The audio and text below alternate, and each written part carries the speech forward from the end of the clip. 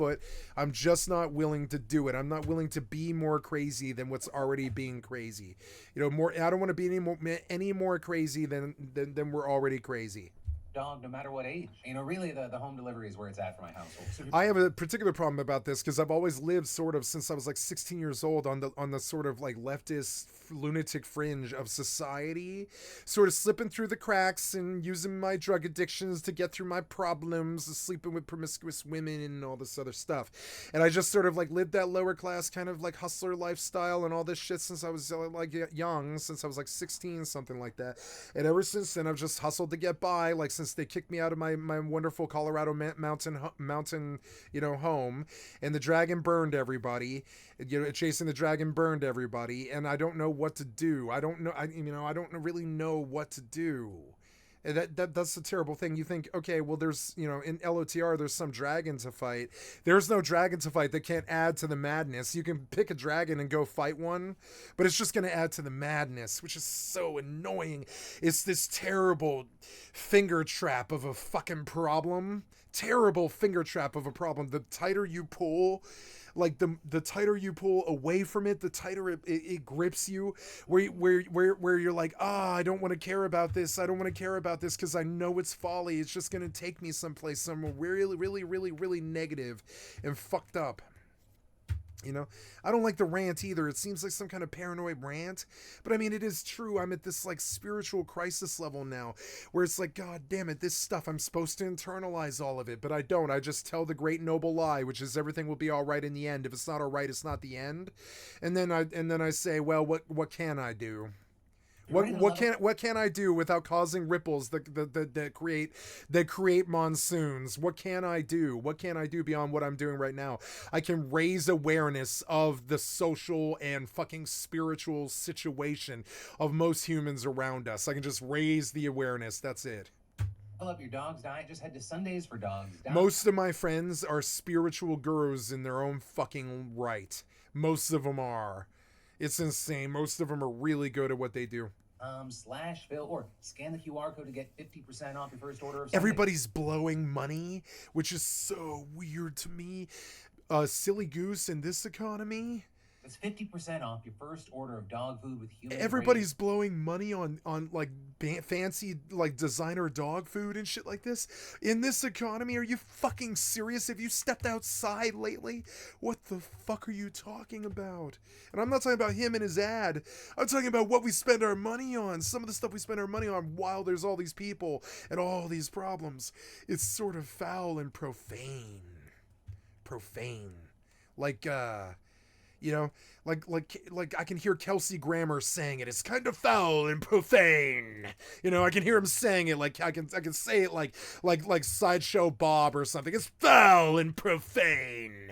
I can growl it like Sideshow Bob or something, cuz it is. It's sort of weird. It's like a biblical level of foul and profane.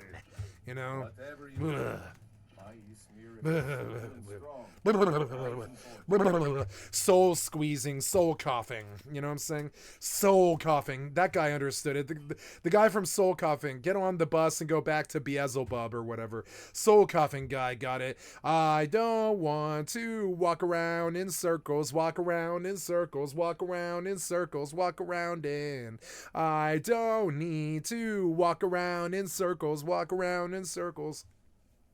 Now I've got like a soul to squeeze, like fucking Red Hot Chili Peppers, and I have no idea what the fuck to do. Like I think you can raise awareness. I think you can tell everybody to chill the fuck out and everything's gonna be alright in the end. If it's not alright, it's not the end.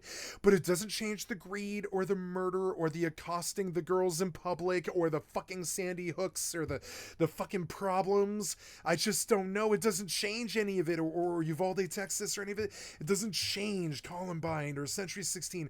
It doesn't change what happened to Colorado and my mountain home.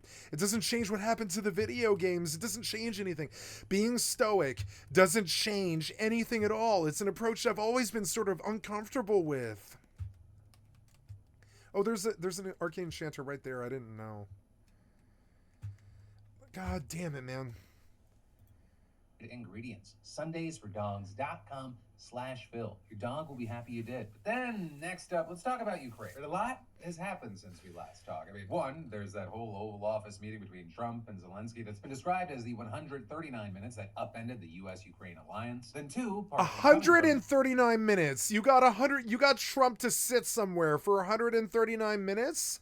There's European leaders, again, stepping up their efforts to take charge in peace. I mean, did he go through social media fucking, like, withdrawal? Of course he did. He's probably tweeting in the background. There's the question of where all this leaves us now in terms of the situation between the U.S., Ukraine, and Russia. And where I'll start is with something you've probably seen at least a piece of, and that is Zelensky arriving in Washington to sign a preliminary deal giving the U.S. access to Ukraine's raw materials in exchange. Why are we robbing Ukraine, the people that fucking Russia just attacked? Why are we hustling Ukraine for their resources? They are a victim. Why are weren't we just sending money to these people? Why are we suddenly demanding resources from them? Weren't we just giving them money? Why are we suddenly demanding resources from them? What the fuck's happening? Why? Exchange for possible aid. Why? But first, he and Trump. Why? I would know the reason why. I would know, or know the reason why. That's what that's what it reminds me of.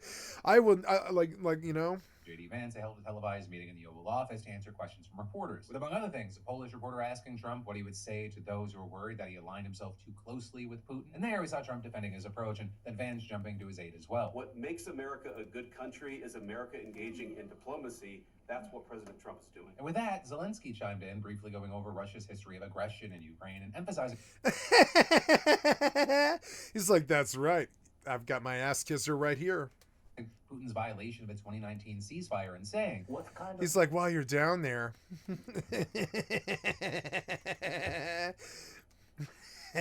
while you're down there... Diplomacy, JD, you are speaking about. What do you mean? I'm talking about the kind of diplomacy that's going to end the destruction of your country. Yes, but if you Mr. President, with respect, I think it's disrespectful for you to come into the Oval Office and try to litigate this in front of the American media. And of course, from there, it just escalated. You should. Oh no, I haven't watched this. Thanking the president. I knew it was bad, but I'm scared to look at the mushroom cloud. You ever had that? I'm scared to look at the mushroom cloud that was the fucking American-Ruski fucking relations that we used to have for the last 100 years. It's over now.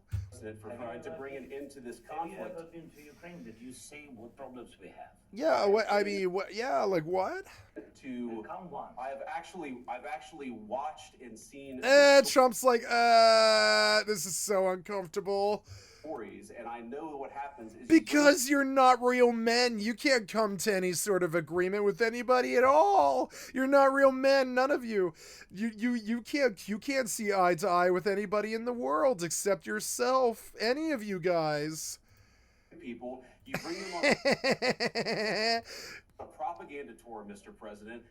Do you disagree? My God, it's like a fucking Hollywood movie. Problems bringing people into your military?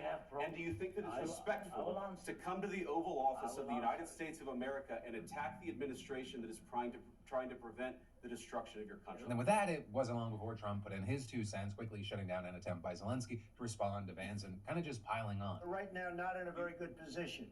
You've allowed yourself to be in a very bad position, and he happens to be right about it. From the very beginning of the war. You're not in a good position. You don't have the cards right now. With us, you start having cards. Right now, you don't. You're playing cards. You're playing cards. You're gambling with the lives of millions of people. You're gambling with World War III. You're gambling with World War III. And what you're doing is very disrespectful to the country, this country. That's back to you. Far more than a lot of people said they should have. Have you said thank you once this entire meeting? No, in this entire meeting, have you... And so in the end, Zelensky was reportedly asked to leave the White House. A news conference set to take place after the meeting was canceled. Wait, they kicked him out? Minerals agreement? It was never signed. Zelensky did, however, go on Fox News afterwards, declining... Zelensky went on Fox News. But also thanking Trump and the American people for the aid provided so far. Something he's notably done many times before, despite Vance's claim, including during that meeting with him, then also saying that the argument has been bad for both sides and acknowledging it would be difficult for Ukraine to defend itself without U.S. support. And this is on the other side of the situation. You had Trump taking to social media and claiming, well, then say it right there. Say it in the room. Not ready for peace, and adding that he, quote, disrespected the United States of America and its cherished Oval Office. And with that, we saw other Trump administration officials and allies quickly jumping on the bandwagon and echoing Trump's criticism. But that's, for example, seeing Secretary of State Marco Rubio, whose visible discomfort during the heated exchange caught social media's attention, accused Zelensky of disrupting American efforts to bring Putin to the negotiating table, saying Zelensky found every opportunity to try to Ukraine-splain on every issue. With then people like National Security Advisor Mike Waltz and Director of National Intelligence Tulsi Gabbard similarly accusing Zelensky of being disrespectful and prolonging the war. You also have the likes of House Speaker Mike Johnson piling on and claiming Zelensky berated and interrupted his host instead of expressing gratitude, with us also seeing Johnson and others suggesting that Zelensky should resign if he doesn't change his tune. What? We are Americans. Who are you to tell the Ukrainians who to resign? Who are you people? You don't represent America. Your opinions are not educated. The things you say are not intelligent. You're fucking so dumb. What does an American have to say about Ukrainians' presidency? Nothing.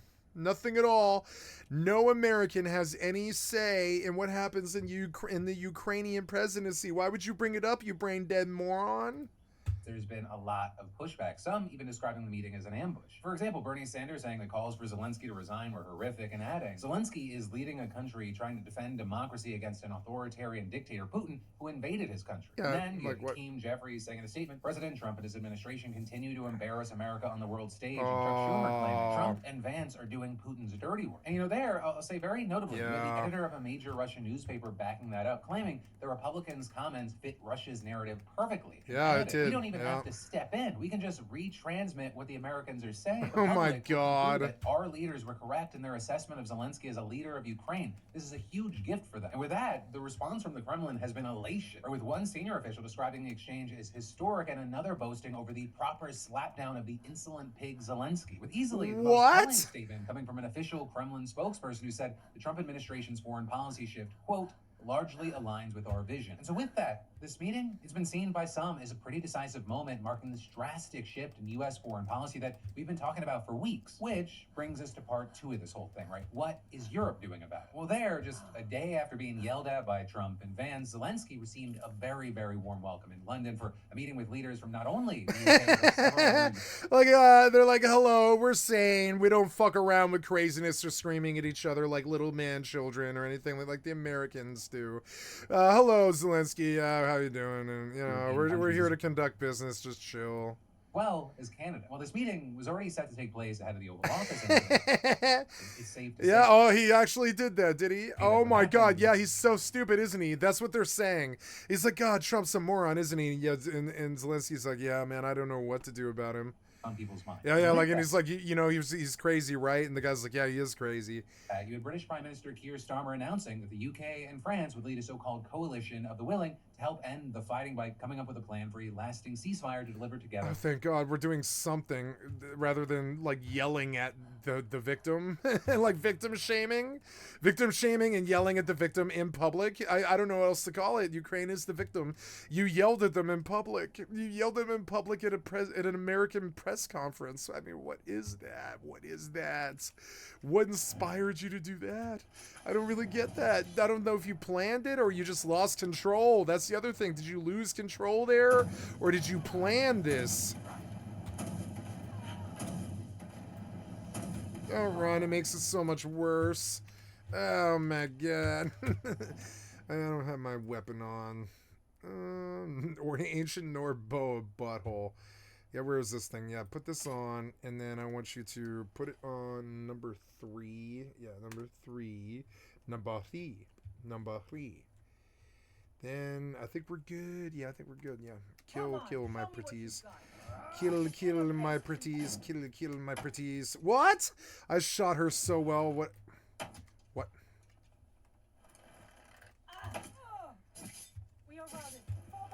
Oh. I'm sorry, I need your bed, and you spawned again. That wasn't my idea. I murdered you a long time ago. I murder you in this weird Groundhog Day of a situation we have all the time. I need your fire. I need your bed. You won't let me use the, well, I doubt the NPC cares if I use her bed or her fire. But Bethesda's incompetence did stand in the way. It stands in the way. It stands in my way. And that's what matters to me. It's my game. It shouldn't stand in my way. It's my game. My bed. Sleep. Sorry. To the U.S. Without ironing out all the details, those present reportedly agreed to sustain or boost military aid flowing to Ukraine, as well as insist that Kyiv be directly involved in any negotiations with Moscow. Everybody else sees like the dude being beaten bloody to the fucking pavement by the Russian guy, and they're like, here's some band-aids and meds and money and stuff. Here, we're trying to help you stand up again. Here's a stim pack. Fight him, fight him. If we fight him, it'll start a world war. But America's like, fuck you, and starts kicking Ukraine when they're down. That's Trump.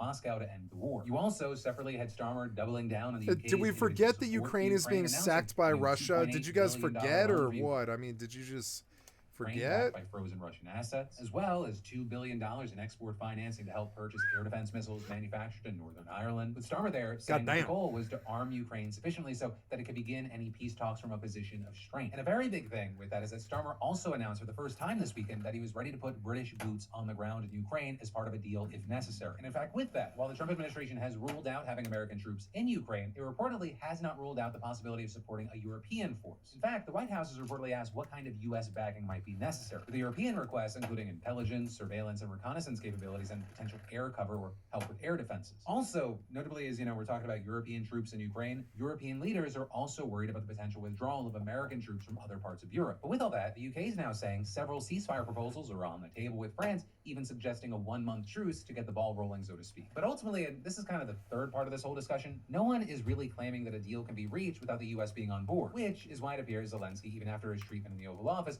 was issuing yet another statement thanking the U.S. for support. With him also saying this weekend that he believes that he can salvage his and his country's relationship with Trump and the U.S. Yeah, like it's not that Trump's part of this. It's Zelensky and the American public, and I think Zelensky likes the American public, and I think the American public likes Zelensky. That's the conversation that happened there. In saying that he was still willing to sign the deal granting the U.S. access to Ukraine's rare earth minerals. So, notably there, Trump's Treasury Secretary has said that the deal is no longer on the table after Zelensky chose to, quote, blow that up. And with that, Trump has reportedly been meeting with members of his team to consider the suspension of U.S. military aid to Ukraine. And this is at the same time Secretary of Defense Pete Hegseth has ordered the Pentagon to stop offensive cyber operations against Russia. Now, notably there, this order was issued before Trump's outburst in the Oval Office, and it's reportedly part of a larger reevaluation of all operations against Russia, which I will say is standout, but is not necessarily unusual, because according to former officials, it's common to order pauses in military operations during sensitive diplomatic negotiations. But at the same time, given the scale of Russian influence and sabotage operations, including in the U.S., there are concerns that this could leave the country vulnerable. Right now, because even though they're described as offensive, they reportedly include efforts to expose or disable Russian malware and block Russian hackers. But despite that, Trump has continued his pattern of criticizing Zelensky while being silent on Putin, with him responding to President Zelensky saying the end of the war is very, very far away, with a post on Truth Social writing, "This is the worst statement that could have been made by Zelensky, and America will not put up with it for much longer." Of course, with that, Zelensky has pushed back hard on the idea that he or Ukraine is an obstacle to peace, with him, for example, claiming today that in the previous week, Russia launched more than 1,050 attack drones, almost 1,300 bombs, and more than 20 missiles, and saying, Ukraine is fighting for the normal and safe life it deserves, or a peace that is just and reliable. We want this war to end, but Russia does not want it and continues its aerial terror, and adding, those who seek negotiations do not deliberately strike civilians with ballistic missiles. You know, ultimately, that is where we are for now. And of course, I'd love to know your thoughts on just everything that we've seen since Friday. Because I will say, you know, that's the story. This part is now my opinion. Watching Friday, seeing how everything escalated, see it just fucking pop off, it surprised me, which I was surprised I could still be surprised. I felt embarrassed. I feel like we showed our ass on the international stage. I've been disgusted at all the victim blaming I've seen regarding Ukraine. Like seeing Musk and others mean their way, or just directly saying that Ukraine's at fault or Zelensky's at fault for all the Ukrainians dying. Come on. They're defending against a fucking unwarranted, insane, what are you, fucking invasion. bullies? If Russia wasn't the one that started this and actively invaded and brought the violence to Ukraine. All while Zelensky's hangup isn't that he just really, really wants a forever war, but it being that Putin has repeatedly lied and broken ceasefire. So unless there's a security guarantee, Russia is just going to pause, rearm, and then continue its reign of terror and murder against them. Well, it's definitely not a universal thing. It's been very interesting to see so many people that are part of like the Republican Party or the conservative movement, people that you'd normally be like, hey, Russia is the bad guy, like you gotta watch out for Putin, fucking murderer. Now, increasingly repeating Russian propaganda and echoing Russian talking points. But again, that's the news, then separately my opinion, and whether you agree or you disagree with me, I'd love to hear from you in those comments down below. And then, with more news in just a moment, but signing up for free trial subscriptions, it has become the norm for most of us. And what's also common is forgetting about them and getting charged monthly for something you no longer need. But thanks to our sponsor, Rocket Money, I don't have to worry, right? They show me all of my subscriptions in one place, and they help me cancel the ones I forgot about. Because Rocket Money is a personal finance app that helps find and cancel your unwanted subscriptions, monitors your spending, and helps lower your bills so you can grow your savings. And Rocket Money's dashboard, it gives you a clear view of your expenses across all of your accounts. You can create custom budgets, track spending trends, and get price alerts. And their goals feature, it can help you save for things like paying off credit cards or building savings. Now, Rocket Money will even try to negotiate lower bill streams. They'll automatically scan your bills to identify savings opportunities, and then you can ask them to negotiate for you. So they're dealing with customer service, not you. And hey, Rocket Money has over 5 million users and has saved a total of $500 million in canceled subscriptions, saving members up to $740 a year when using all of the app's premium features. So cancel your unwanted subscriptions and reach your financial goals faster with Rocket Money. Just go to rocketmoney.com/PDS today. That's rocketmoney.com/PDS, rocketmoney.com/PDS. But then, next up, let's talk about this Trump crypto news. Because what we're seeing is agencies killing off the few regulations on the space, we're also seeing him moving to make the government a major player in the market with a massive crypto reserve. And according to a post on Truth Social, the 5 currencies that he plans to include for the reserve are XRP, Solana, Cardano, Bitcoin, and Ethereum. With him also adding, I will make sure the US is the crypto capital of the world. We are making America great again. But then the news caused 3 of the currencies to bounce back a bit after massive drop-offs, as nearly all of them have been on the back foot lately, with the notable exceptions being XRP, which has been having a good run lately, and Ethereum, which has been struggling to maintain its image after a massive North Korean hack stole over $1 billion worth of it. Now, with all this, an interesting aspect has been one of the things the outlets have been pointing to is that this is the first time Trump has voiced his support for a reserve versus a stockpile. Or with the apparent difference being that a reserve implies the U.S. government would be actively buying coins regularly, whereas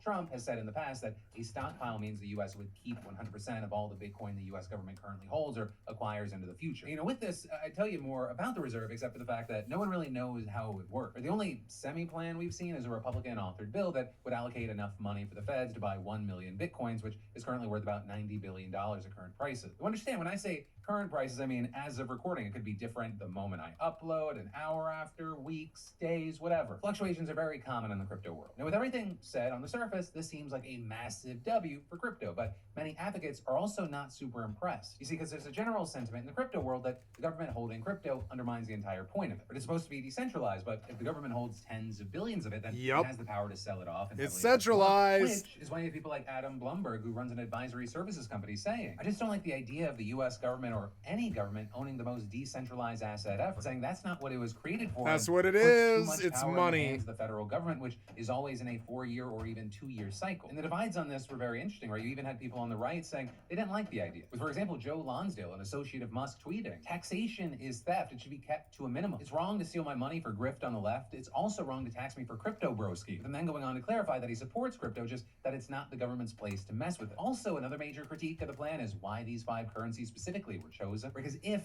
there was to be a reserve, most feel that it should just be Bitcoin, as it is the largest, most stable, and most decentralized of the coins. And while there, some have looked deeper and accused Trump's crypto czar, David Sachs, of being invested in these coins. Now, with that, notably, he has denied that, said that he sold off his holdings. But there, you have people saying that even if he sold off his personal holdings, what about him being invested in a company that has massive positions in Bitcoin, Ethereum, XRP, Cardano, and Solana? And so it's widely expected that Sachs is going to fall under more scrutiny as the administration continues with its crypto plans, which also reportedly have him chairing the government's first crypto summit at the White House this Friday. But all of that is just half of the major news that's coming out from the administration in the crypto world right now. And that because while the government seemingly wants to have a hand in profiting off of crypto, it's been making moves to completely abandon regulating it. Because you see, under the Biden administration, there were major moves by agencies like the Securities and Exchange Commission to go against crypto scammers. But the Trump administration just effectively undid all that with ongoing lawsuits against platforms like Coinbase and Consensus, as well as investigations into Gemini, OpenSea, Uniswap Labs, all being paused or dropped. Now, with that, generally speaking, the agency told the courts that this was because it wants to review its own policies on crypto and then revisit the lawsuits. But you have many saying it would be surprising if those lawsuits were actually brought back, as recent statements made by the agency made it clear that it's not interested in regulating the space. You just need to check their statement about meme coins, which are notorious for essentially always being a scam of some kind, with the SEC now saying that meme coins typically are purchased for entertainment, social interaction, and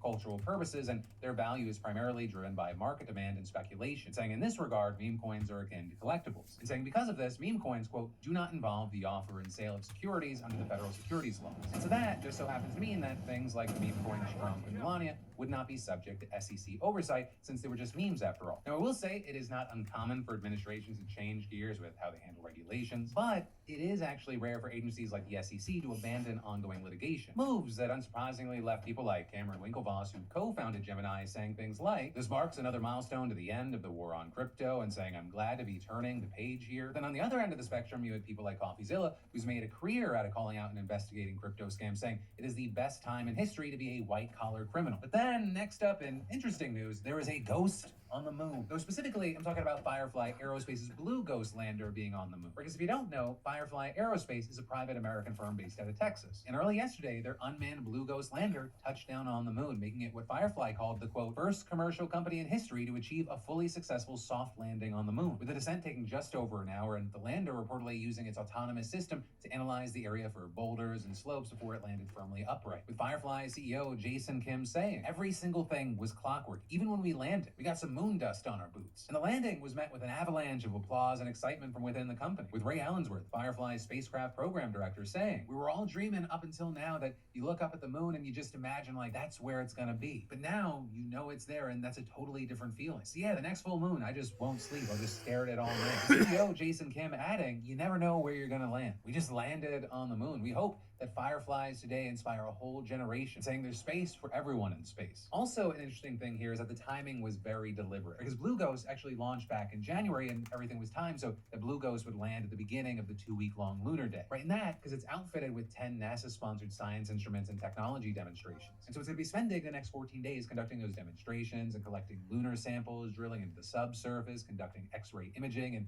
taking high-definition pictures. Also, side thing, if you're wondering why this private moon lander has NASA stuff on it, the answer is simple. NASA forked over a ton of cash, with them reportedly paying Firefly just over $100 million to carry these tools as part of the agency's Commercial Lunar Payload Services Initiative, which was actually started with the aim of encouraging private companies to take NASA's payloads to the moon in order to collect necessary data before Artemis astronauts begin work on the lunar surface later this decade. Also, I will say you're going to hear similar news like this again in the future, and that is because Blue Ghost is actually just the first of 3 commercially developed landers launched in 2025 to make it to the moon. In fact, on the exact same rocket that launched Blue Ghost was Resilience, which is a lander built by the Tokyo-based iSpace. So that is taking a different approach to the moon, literally, because Resilience is on a low energy trajectory which uses lunar gravity to help reach their spot for descent, so it won't be landing until early May. And where Firefly's contract was with NASA, iSpace is working with the Luxembourg Space Agency. Right, and then as far as the third lander, that's going to be Athena, which was built by the Houston-based Intuitive Machines and launched just last week. With that, largely funded by NASA's CLPS program, agreeing to pay over $62 million for Athena to carry a sophisticated drill and mass spectrometer. So yeah, more cool, nerdy news to come in the future, hopefully. But then, next up, this is very different from the rest of the news today. A lot of y'all seem to really enjoy hearing about Dr. Lin last week, so I thought, every now and then, let's talk about a different person you might not know of. And today, that person is James Harrison and his special blood. Because if you haven't heard about James, when he was 14 years old, he had a major chest surgery where he received life-saving blood transfusions. And at that time, he made a promise that as soon as he could, he was going to donate blood himself to show his gratitude for that. And so in 1954, when he turned 18, he started donating blood. And after a decade of consistent donation, James learned that he had a rare antibody in his blood that's used to make a medication called anti-D, which if you don't know, is given to pregnant women whose blood might attack their unborn baby. But without that medication, the baby can develop hemolytic disease of the fetus and newborn, which is potentially fatal. And James, he just kept on donating for decades and decades. He never missed an appointment. And over the course of 60 years, James Harrison donated blood and plasma 1,173 times before he retired in 2018 when he hit the maximum age for donation at 81. Donations that earned him the title of Man with the Golden Arm. And at the time of his last donation, he said that he hopes that somebody eventually breaks his record because it will mean they are dedicated to the cause. And as far as the impact that James has had, his blood has reportedly been used to make over 3 million doses of anti-D that were given to over 2 million Australian mothers since 1967. With the Australian Red Cross Lifeblood calling James a pioneer of the anti-D program, and James even receiving the Medal of Order of Australia back in 1999. While James recently passed away, he has left an amazing impact and legacy in this world. The same lifeblood saying James was a remarkable, stoically kind and generous person who was committed to a lifetime of giving, and he captured the hearts of many people around the world. And his daughter adding, he was also very proud to have saved so many lives without any cost or pain. It made him happy to hear about the many families like ours who existed because of his kindness. He always said, it does not hurt, and the life you save could be your own. Now, notably with this, the antibody that James had, it is very, very rare. As you have scientists looking to develop a synthetic version, and in fact, Lifeblood is working with the Walter and Eliza Hall Institute of Medical Research on a project they call James in a Jar. With Lifeblood saying, using the blood of James and other donors, the team has successfully recreated and grown his antibody in the lab with the hope it will one day help prevent HDFN, not just for pregnant women in Australia, but also worldwide. And so for the good news segment of today's show, I just wanted us to be able to celebrate James for the absolute bamf that he was. But then, finally today, let's talk about y'all's comments on the last show, right? Because in those comments, the Canadians took over. Well, Trump has been talking about turning Canada into the 51st state. The comment section on the last video became Canada's 11th province. Luckily, though, it was not a French majority province, so I was able to understand what was being said. With y'all even popular comments like Canadian viewer here, I can confirm when news of Trump's tariffs on Canadian goods was breaking back in January, I completely changed my purchasing behavior. I switched to grocery and retail chains that stock more Canadian goods and checked to make sure I was buying Canadian companies and products made in Canada. And adding there, it's been tough, not just finding alternatives to American goods, but also watching as the strong diplomatic relationship between Canada and the U.S. gets flushed down the toilet. Nearly every American I talk with is frustrated over this, and everyone kind of realizes no one is going to benefit from increased tariffs. Some replying it wasn't the tariffs, it was the threats and lies behind the tariffs. Others echoing that Trump's threats have empowered them to buy Canadian goods, saying even grocery stores have begun labeling Canadian goods with the big maple leaf sign. Also, some stores are having their employees wear t-shirts and pins saying buy Canadian. And saying over the past few weeks, I've noticed that Canadian goods are almost sold out while American products are growing mold. Makes me proud to be a Canadian again. To which I will say, I don't know if I said this on another show or it's just a thought in my head. Donald Trump has an amazing ability to bring people together. Just so happens to be people largely out of the United States, specifically people we target. In hate. A concerning number Bring of them together in allies. hate. Others said seeing the balance of politics change so much in such a short time has been wild, and saying hoping for more stability soon for both countries. Also, I'll say there were a few Canadians that said, if anything, you've undersold the level of anti-Trump frustration here, saying people are canceling U.S. vacations, changing their buying habits, and are looking for Canadian or at least very non-U.S. choices at every turn, and saying we might be a small country compared to y'all, and we might follow in American footsteps in a lot of ways, but a large chunk of why we exist is because we aren't American and we don't want to be. We are proud of our maple leaf and are ready to defend it when threatened. It's just sad that we have to defend ourselves from our southern neighbors. With Blaze even claiming the far-right members of my family, Freedom Convoy, MAGA Canadians were emboldened by the conservative elite. They started speaking more openly about their support of Trump and Russia's war on Ukraine, basking in the despair of the, quote, woke left. But then adding, when the tariffs hit and Canadian anger was stoked, those people slunk back into the shadows. And saying now they just grumble about trans ideology during our family dinners, not too loudly though. But that, my friends, not too loudly though, because everybody's gay. But not too loudly though. Pacific. Thank you for watching. I love yo faces, and I'll see you right back here tomorrow.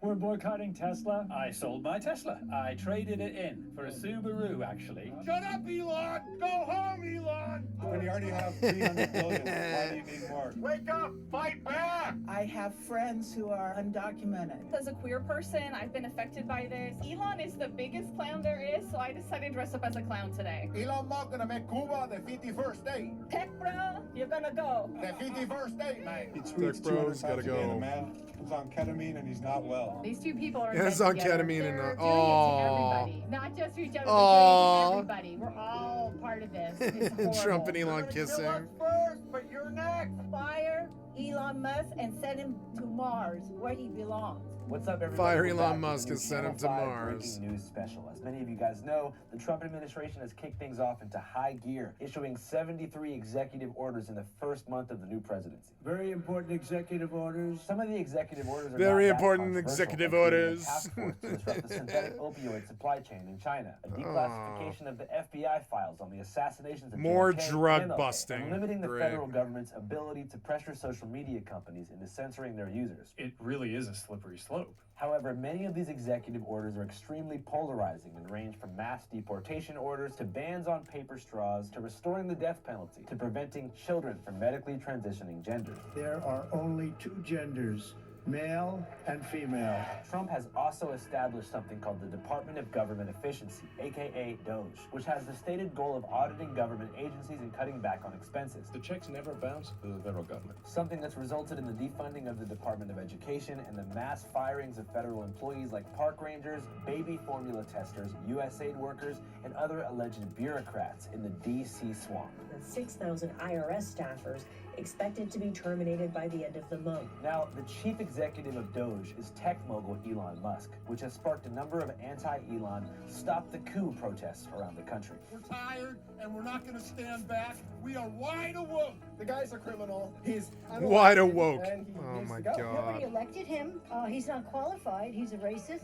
We covered one last week in New York City, and by coup, they seem to be suggesting that by defunding federal agencies, shrinking the government, and appointing Trump loyalists to powerful positions, Trump and Elon are attempting to seize absolute power over the U.S. and create an autocracy. It's a bloodless coup, so nobody thinks there's a coup going on. He wants to be a king. People don't get it. Yeah. He wants to be a king. He's acting like a king or wannabe dictator. I think it's pathetic. We have a government where powers are supposed to be separated between equal branches. Our democracy is being eroded from the inside by people we're not elected to be there. Because what they're trying to create is an autocracy. It's important to note that the unelected buzzword the protesters have attached to Elon is a shaky argument. Not only does the Constitution empower the president to appoint federal officials and cabinet members without a public vote, but Trump also campaigned with the explicit intention of appointing Elon to the head of DOGE. Take over, Elon. Yes, take over. So those who Take over, Elon. voters also effectively voted for Elon. Anyways, while I was in New York City covering the Stop the Coup rally, there were similar protests breaking out on the West Coast. So I sent 2 correspondents into the field to check the temperature.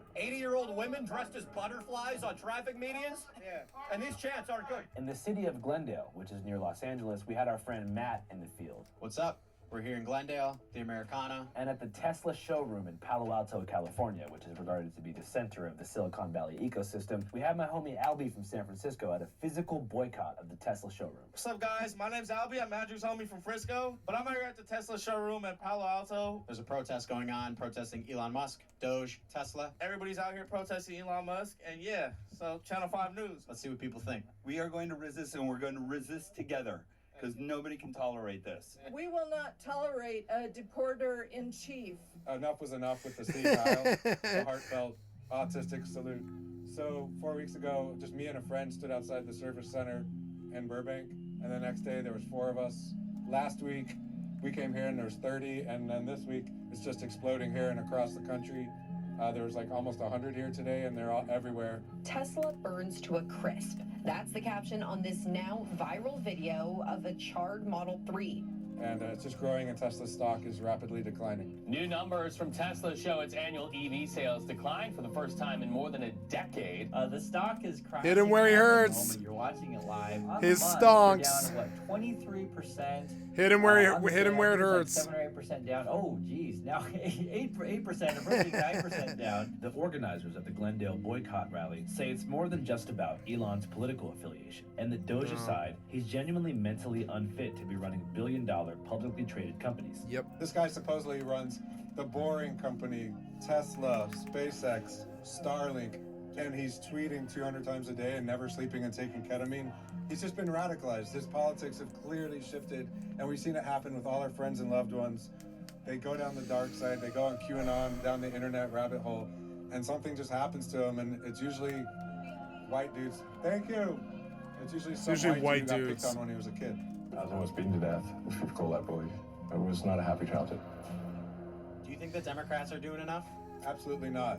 They went and stormed the Department of Education building, and one little skinny dude was stopping a whole mob of angry Democrats. It's pathetic. The stunt comes as President Trump is considering abolishing the department. Democrats do not know how to fight. That's literally my mission. They know how to throw a punch, but when they take a punch back, they run away. And fighting is taking punches and getting bloody. It means our actual leaders need to get arrested, like John Lewis would have done. Congressman John Lewis and Charles Rangel were among those arrested during a march on the National Mall. The lawmakers were among the first arrested after refusing police orders to disperse. We need new leaders. All of our leadership of the Democratic Party using 20th century tactics and messaging to fight against a battle troll destroying our country because of social media.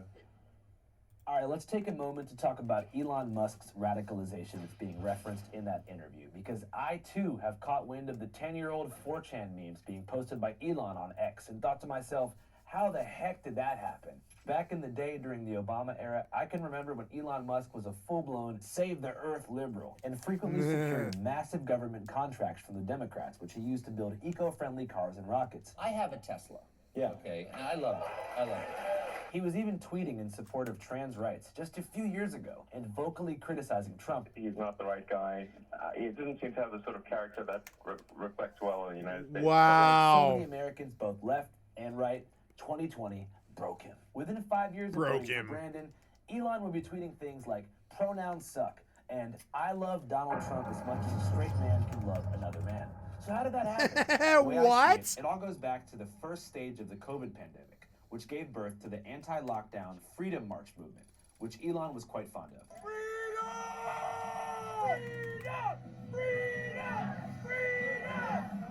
Elon's first personal freedom outburst came on April 28, 2020, shortly after the Trump administration and Democratic government officials in California ordered the shutdown of American Tesla factories to stop the spread of COVID-19. Tesla, which employs roughly 10,000 people at its Fremont plant, was initially forced to shut down. Immediately, Elon tweeted in all caps, "Free America," became critical of lockdowns and began calling the government actions of Trump and Newsom fascist. Musk telling investors the orders hinder people's freedom. This is fascist. Give people back their goddamn freedom. Though initially pro-lockdown, We've made the decision to further toughen the guidelines and blunt the infection now. Trump quickly capitalized on the growing unrest amongst freedom-hungry conservatives and staunchly positioned himself against the CDC and blue state governors in an obvious effort to court more votes for the upcoming election. The Chinese virus. Did you know there won't be any more COVID on November 4th? It'll be gone. Still, throughout that election cycle, Elon stayed loyal to the Democrats and voted for Biden in 2020. Biden won.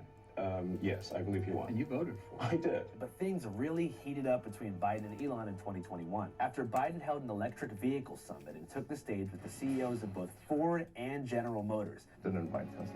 praising them as the leaders of electric vehicles, despite the fact that at that point, Tesla had made 115,000 EVs in America and General Motors had only made 26. He never mentions Tesla, and that's got to be getting under Elon's skin. You know, like Biden held this EV summit, didn't mention Tesla once, and praised GM and Ford for leading the EV revolution. Biden he's jealous.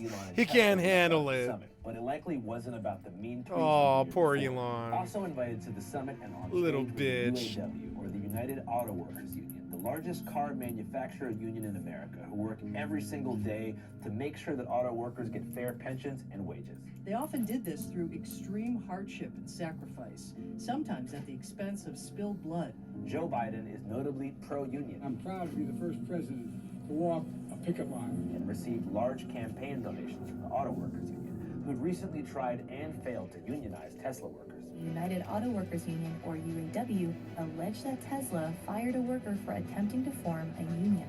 Because of the company's immediate termination policy, Tesla is the only major auto manufacturer in the U.S. not represented by a single union, and their workers are paid significantly less than other rival car manufacturers, despite having reported unsafe workplace conditions on a consistent basis for the past 4 years. Tesla factory workers in California are working so hard they're passing out on the production line. And Tesla employees say they were worked to exhaustion. Former Tesla workers sued the company. Approximately 50 workers were not adequately protected from excessive heat. Inspectors found workers were exposed to hexavalent chromium. He's always hit a record of abusing workers. There are labor claims against him at the factory in Milpitas for excessive heat and putting workers into dangerous conditions. Yet, without the ability to unionize and demand fair wages and conditions, these complaints have mostly died in the courts or fallen on deaf ears at Tesla corporate. Elon has said that his anti-union stance isn't about making more money for himself, but actually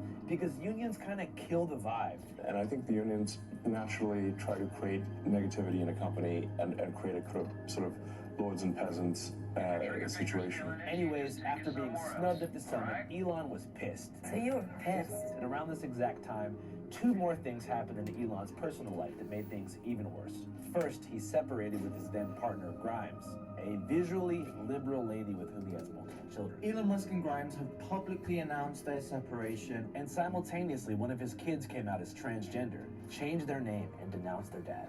Vivian cut ties with Elon in 2022 after filing Fuck a you, petition to Republican change her dad. name due to her gender. I'm so much cooler than you. Fuck you, Republican dad.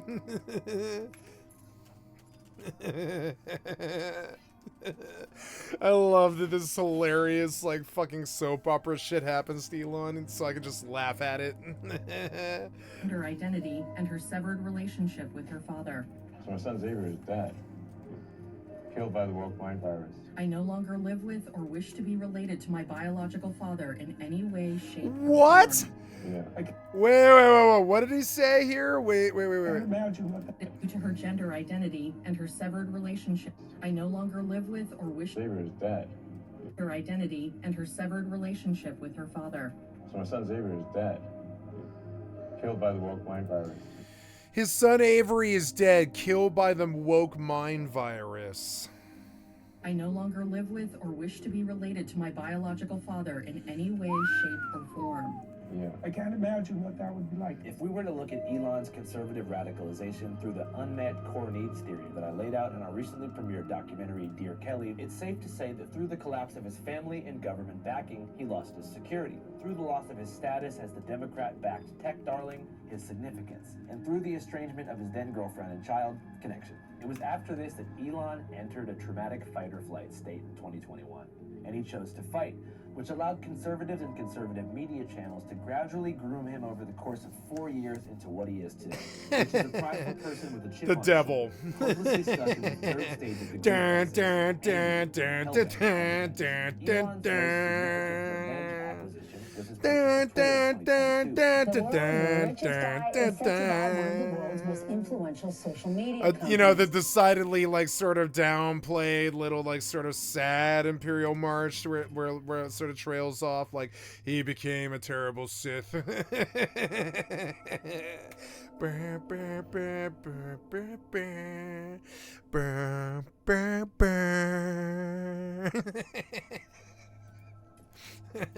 Elon Musk carried a kitchen sink into Twitter HQ this week, tweeting, "Let that sink in." Quickly after buying Twitter and renaming it X, he used his own account to elevate the narratives of conservative reactionaries who were delighted to have the richest man in the world not only buying but spreading the same bullshit they've been pushing for 4 years. Still, for all of 2023 and most of 2024, Elon was red-pilled but not fully a Trump guy.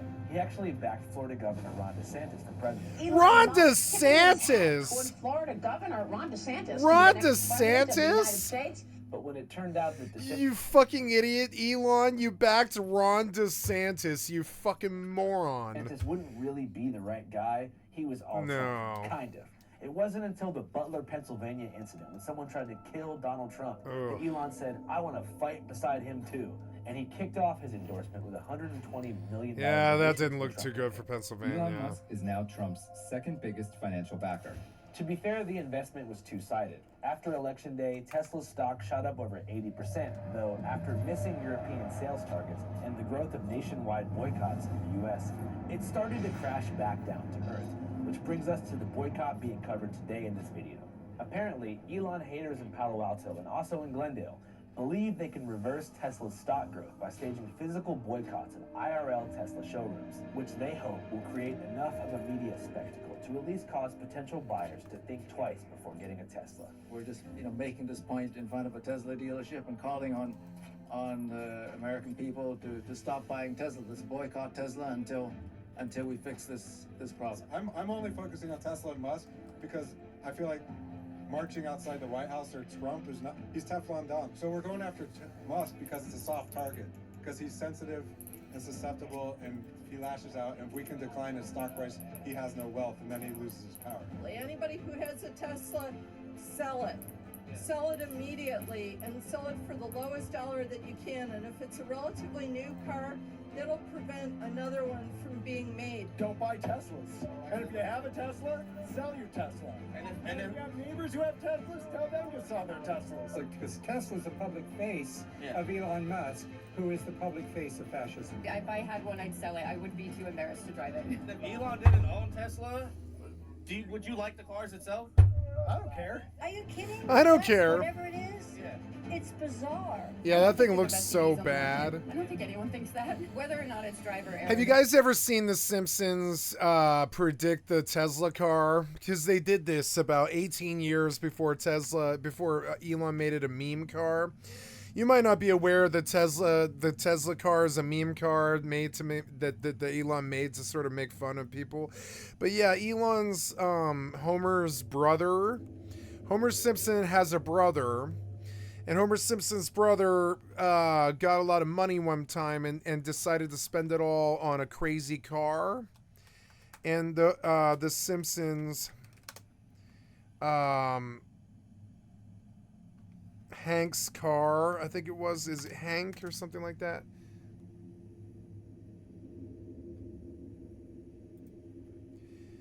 Yeah, what was the original fucking hilarious car that they did in like season 3? Original Elon Simpson's original Homer's brother's car, right? There it is. There it is. Yeah. Yeah. Oh, they did a much higher res of this. They were kind of making fun of Elon and stuff. So this was the original, this is what it looked like original, and it was so bad. He got laughed off stage in this Simpsons episode. But they memed the Tesla car on Simpsons like 18 years before Elon just went full-blown meme lord with it. But yeah, the Simpsons made fun of Elon's car like 20 years before it was actually a reality. They're the most dangerous. I don't know why. Cars on the road, so take what you will from that. New video of a dramatic crash on the Bay Bridge. What? Oh my god, look at this terrible ass pileup. Oh no. The best EVs on the market. I don't think anyone thinks that. Whether or not it's driver error, they're the What the hell? dangerous cars on the road, so What? take what you will from that. No. No, stop piling into each other. No. Oh, crunch. Oh my god. Safety concerns aside. Because what, the Tesla car decided not to move? Oh my god, your Tesla stopped in 60-mile-per-hour traffic. Why? So long as they can create a direct correlation between owning and driving a Tesla and supporting the new Trump regime. The fact is that none of the Tesla dealerships are locally owned. All of them are corporate owned. So the money that you spend at this dealership in Palo Alto goes to Musk. Quit funding Republican corporations. It's really easy. Quit buying Wisconsin cheese. Quit shopping at Target. Those are all things we can do. Quit doing Amazon. You know, if we don't give them the money, then they can't do their horror to us. They can't do their horror to us. Everybody has two wolves. They can't do their horror to us. Which one wins? The one you feed is the grandfather's wisdom. So don't feed the ugly corporations and the haters. People matter. Everyone is human, everyone is legal, no one is a parasite. Yo, what's happening, people? That Tesla boycott looked crazy. But you know what's also crazy? The fact that most of us are stuck inside algorithmic echo chambers, being manipulated by both sides of the evil mainstream media. But there's a dope-ass news aggregate that makes it all make sense. And that service is called Ground News. Every single day, Ground News compiles thousands of articles from across the political spectrum and ranks them in terms of left to right and center. So you can consume as many angles as possible and make an informed decision about how you feel about what the heck's going on. Ground News shows us that the Tesla boycotts are predominantly being covered by the left. You can see here that only 15% of the coverage on this topic is from right-wing publications, which leads us to another reason Ground News is key. They also have a dope-ass tool called Blind Spot that allows you to see stories not being covered by the left or the right. But my absolute favorite Ground News feature is called the ownership feature, which allows you to track the ownership associated with different publications, so you can figure out who's pulling the strings behind the scenes to push an agenda and make you feel a certain way. Because trying to understand a world full of unverified verified information and dueling narratives can become very confusing. That's why here at Channel 5, we use ground news almost every single day before we go into the field to figure out how things are unfolding. Now, I gotta tell you guys, ground news does cost money. As it should. It's the best in the business. But what if I told you that right now, with my link or this QR code, you can get a whopping 40% off their annual Vantage subscription, bringing the cost down to below $5 per month. So if you want to check it out, go to www.ground.news/channel5. I believe in what they're doing, and you should too. All right, guys, back to the streets of Palo Alto. I noticed from the California interview footage that the topic of illegal immigration and mass deportation was much more of a talking point than it was in New York. After all, 1 in 10 workers in California are currently undocumented. And in the manufacturing and agricultural sector, that number is probably much higher. I'm just worried about the future, you know. I have friends who work in various businesses, are really good people who might not have a legal status in this country, and it just, you know, what's going to happen to them? I have friends who are undocumented. Yeah. You know, I used to own a construction company. Well, you know, half of the construction workers in this area are immigrants, and about half of them are undocumented. We could not have built the buildings we built, like the Monterey Bay Aquarium, Facebook, could not have happened if we didn't have those immigrant workers. I have family members who are from Mexico who have been affected by the immigration policies. Some of my coworkers are undocumented. My son is going to be attending college next year, and he has a disability, so we're applying for financial aid right now that I feel like might not be there when the time comes. At stake are resources and support for more than 7 million students with disabilities who depend on the agency to ensure access to a free public education. I also have a son who has autism, and I think that a reworking of everything to stop on federal funding is just crazy. It just doesn't make any sense, and it's hurting the country. The strength of a country is shown by how much they protect the rights and the freedoms and the needs of the most vulnerable. And Musk and Trump are dismantling all of that. We are also a queer family, and I worry about my children's safety and future and rights. That their rights will slowly but surely be stripped away. I think they will not stop with the immigrants. They will keep going towards the most vulnerable who don't fit the mold. Yep. Wake up. It's happening way too fast. And if you don't stand up and protect the other groups, you're going to be next.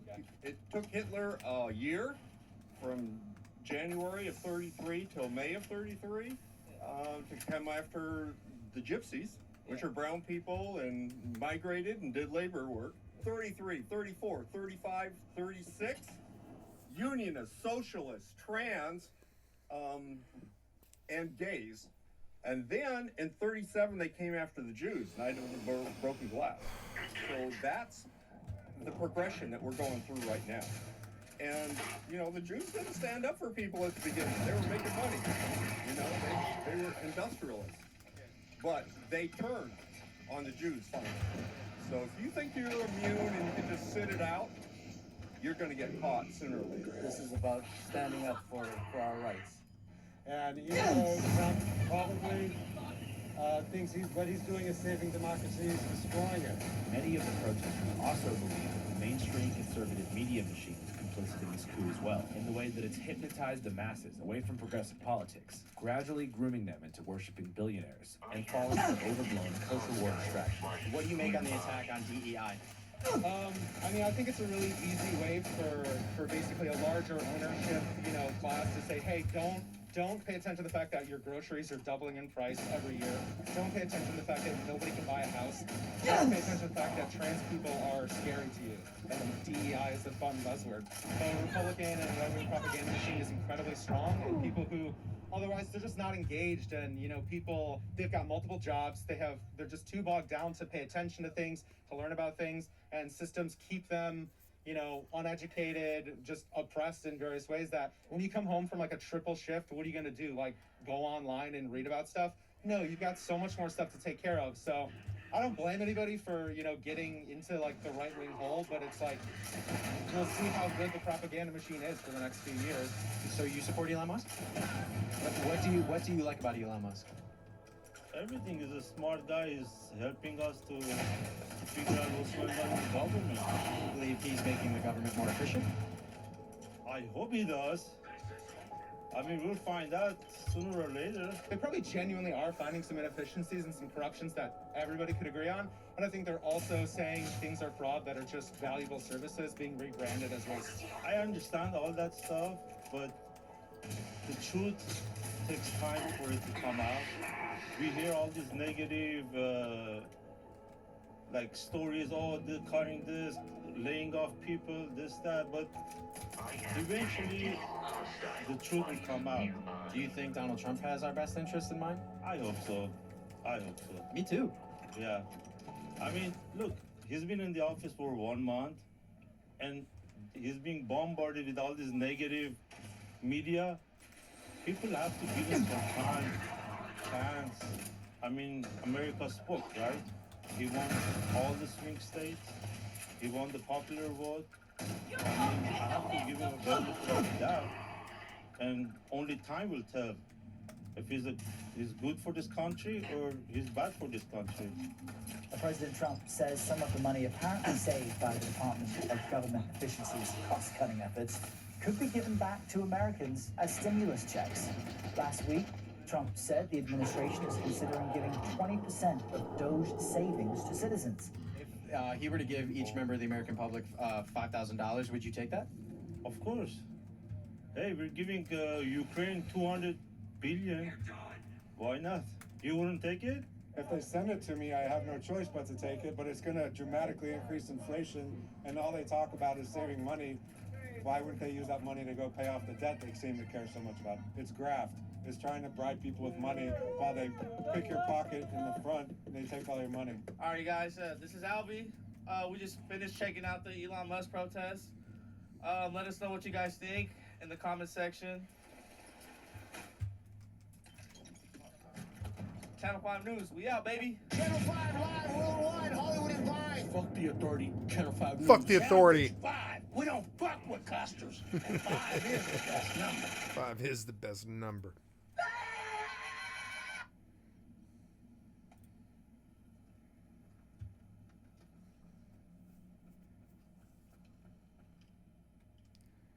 What does that sound?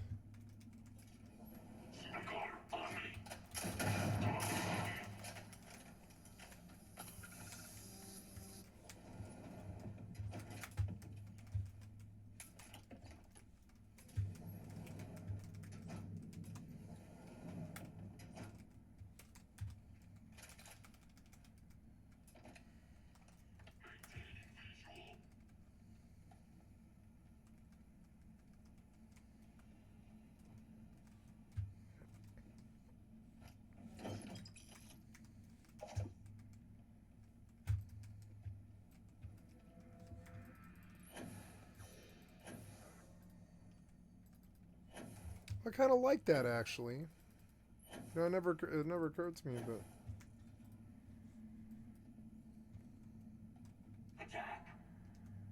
Oh, I'm too late, aren't I? I probably am. Yeah. Keeps taking me far away. For some reason, take me to Helvetia. We're encumbered.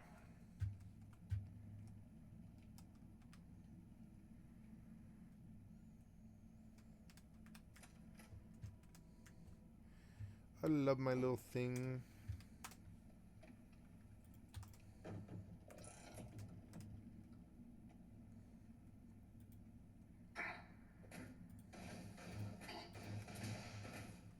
What's that? Ah. Emergency. Circuits overloaded. What?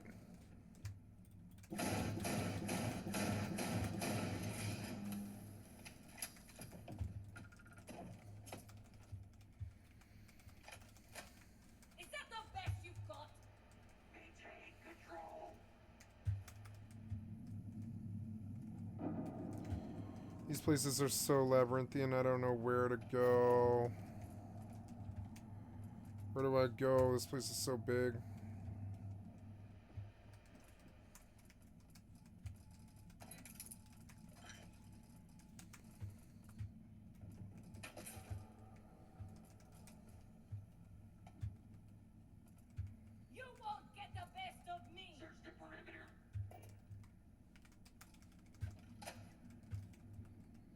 This fucking labyrinth, I really don't know.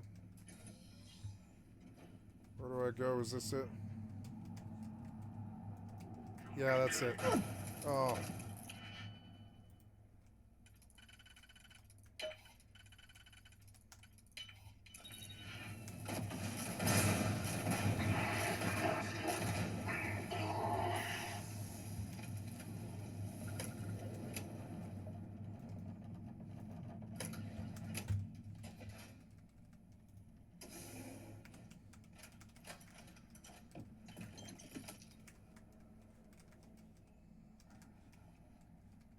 Oh, this was like a dead end. God damn it. What was the point of this? Are you sure it's a dead end? It doesn't seem like it is.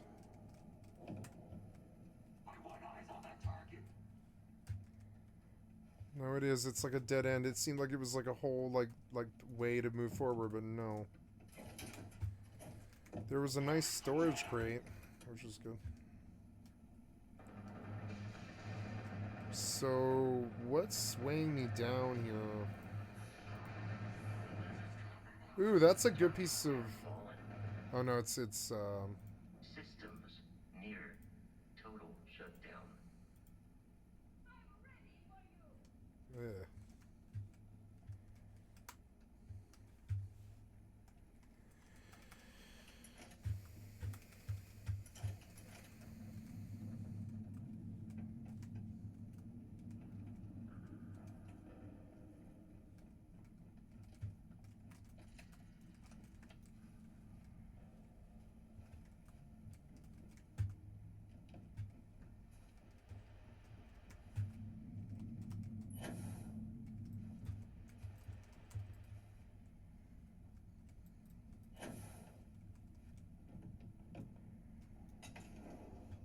Ah. Stupid labyrinth.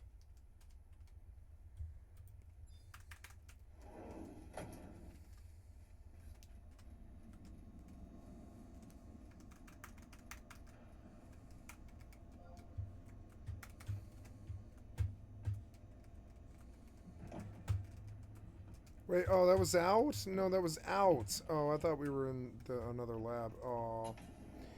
You took me to the wrong place. And I went all the way out. I don't know where to go here. It's so fucking big.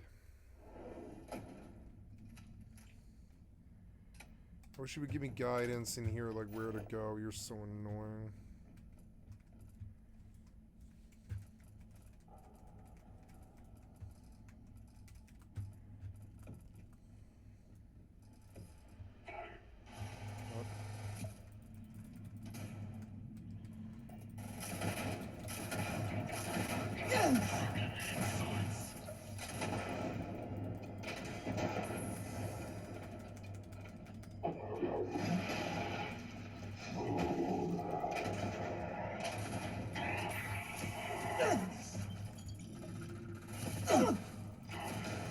What? Oh my god.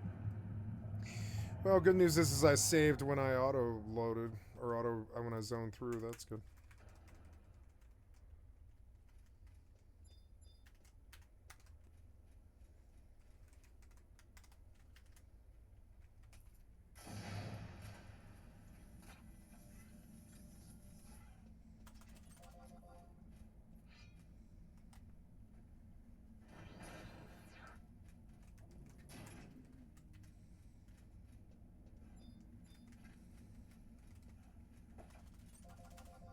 Deep searching.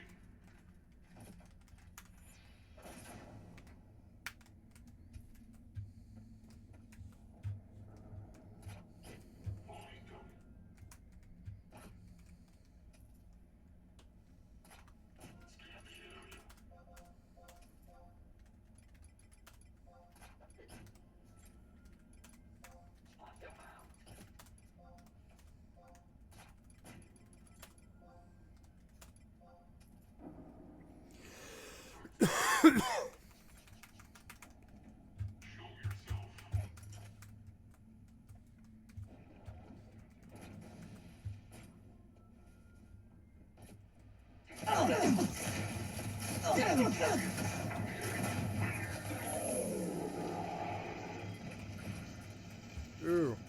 Titanium Orion. Maybe that's good.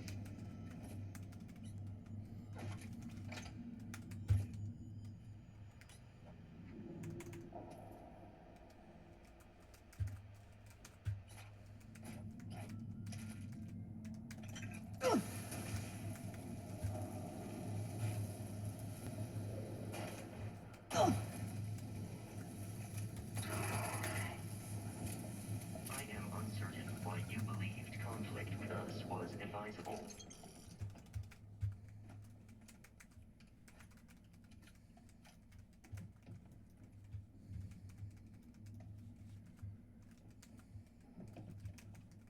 We have lost them.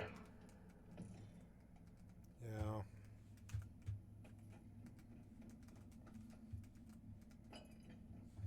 You got eyes on them yet? Nope. See, even the dudes can't figure out where I'm at.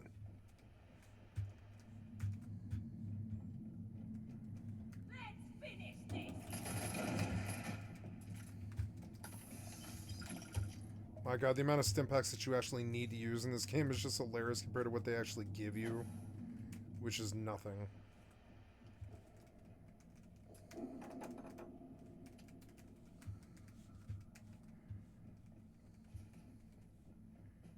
No, that's the way out. God damn it.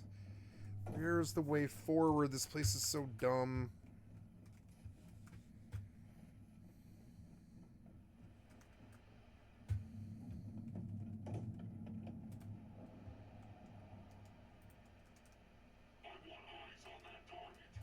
Blah, blah, blah, blah, blah. All clear. It's not there. It's not down here. What is shit.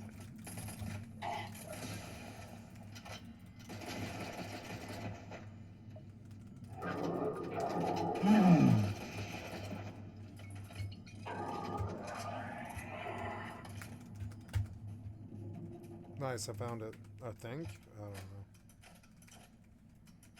No, I've been this far, but I'm missing something here, I guess. I don't know. I'm missing something right there. Missing something about right there. I just don't know. Oh, there we go. There we go.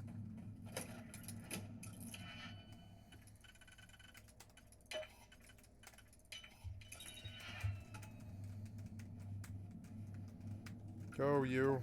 Go. Yes, go.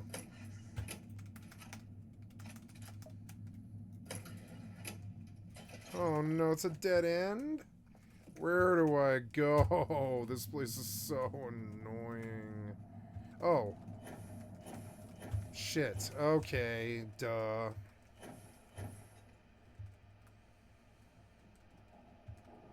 Don't fall. I don't know. I don't know. It's gotta be it right. Yeah. No, I know. I don't know. I don't know. Where am I? Where do I go?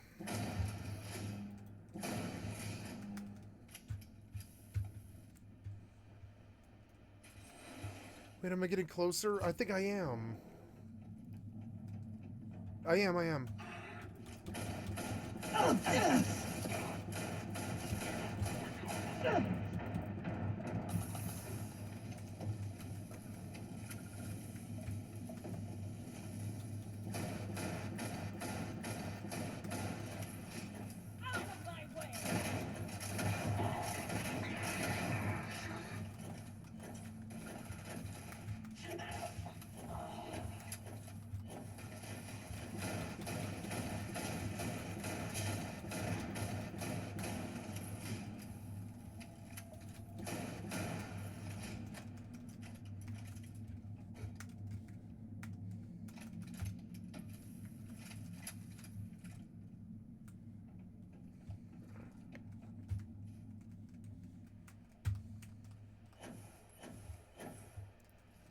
Wait, am I doing this right? I don't know. I don't know. I should probably just go to the blue.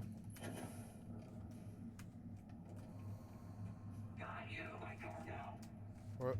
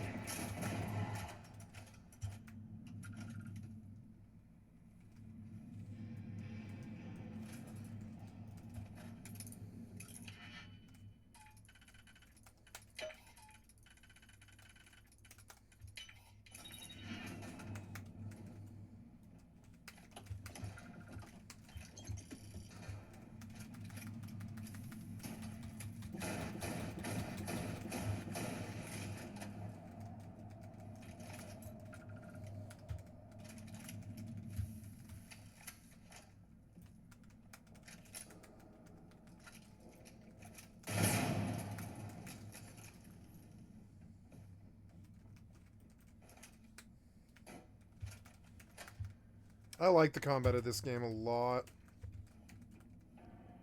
Better than 76. Funnier. A lot of funnier stuff happening. It has the Fallout 4 funny in the 76 combat. It's good.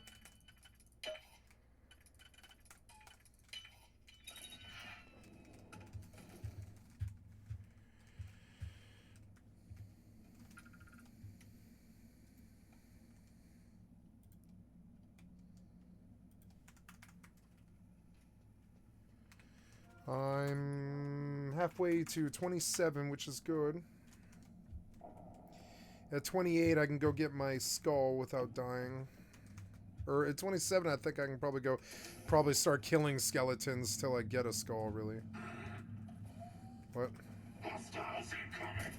Okay.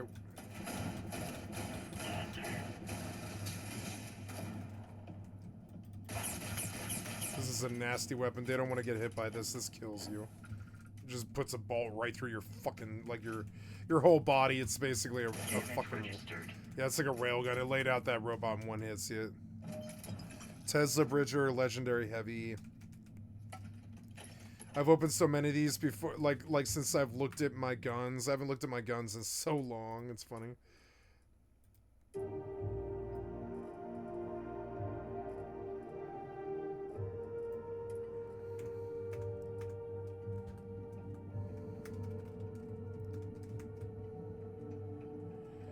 Okay, we're done with this place. Let's go. Pacifiers. We'll see if I have enough.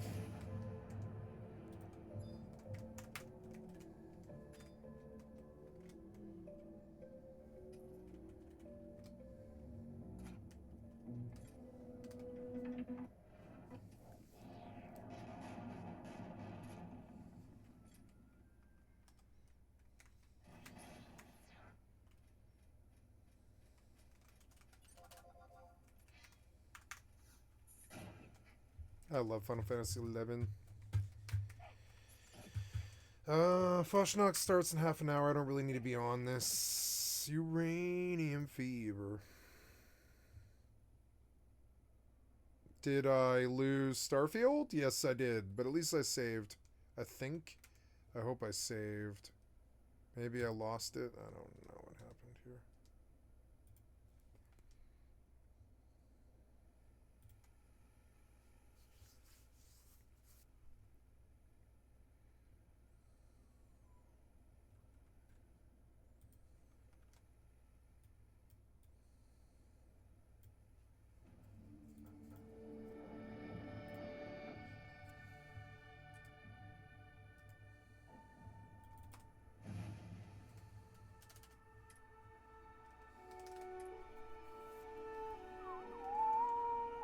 I'm level 43 now. That's pretty good. That's way better than I used to do. I want to go really high.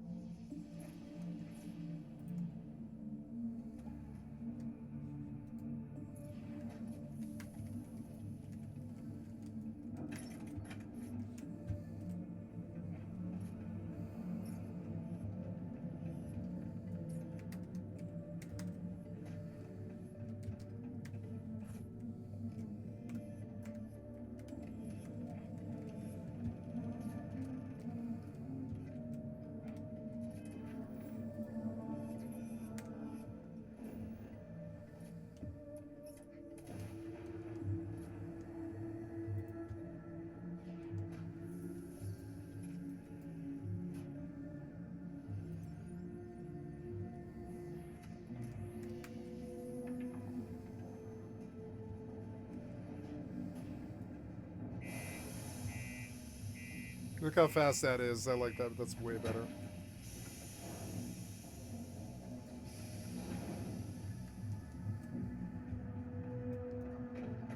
Crimes at an all-time low.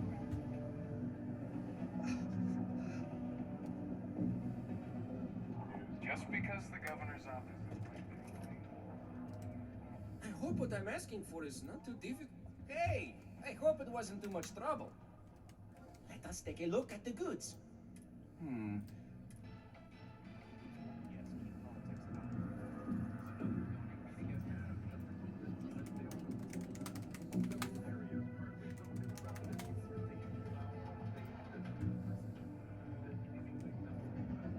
and me, friendo. Stick together and we're going to make it big someday. You'll see.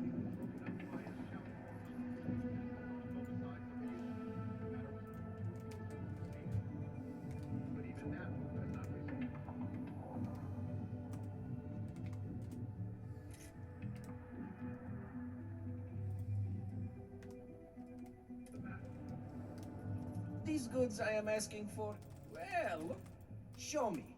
And I'll just, a little banged up, but that's what my... If you ever want to do another run for me, I can always use more stock.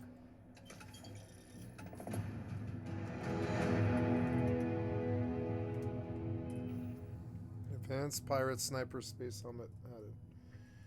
So we're just gonna sort by value again and make sure that nothing new came in. Oh yeah, that mag sniper, Valrune inflictor.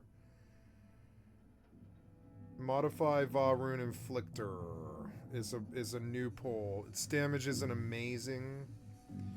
Calibrated mag pulse.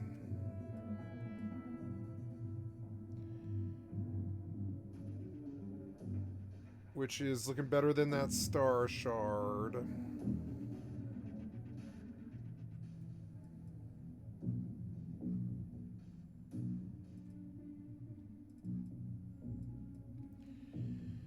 Let's put 5, 4, 4. Oh yeah, Valrune Inflictor 5.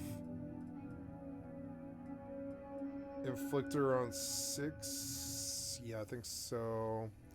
But let's try the let's try the mag pulse on 6.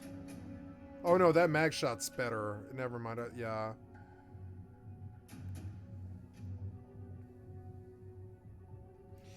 I got a new mag sniper.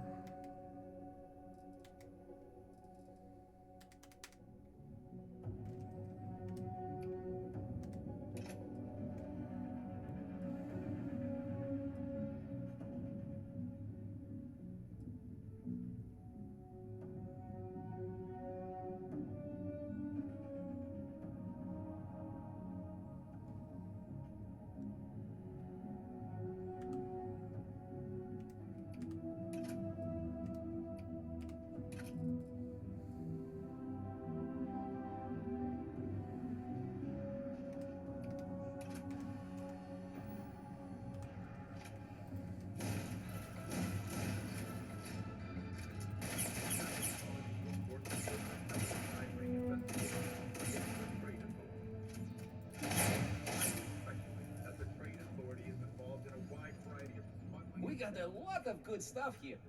Well, since you are offering and you did such a... Excellent. I can point you in the right direction, but it is up to...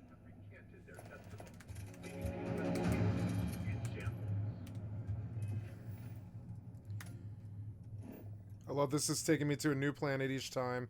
And in this way, I will see all of the fucking universe. All 1,200 fucking dungeons or whatever. I can't believe they did this many. But I mean, it's kind of cool. It does feel like, you know, you are out there kind of moving around and doing like a whole universe.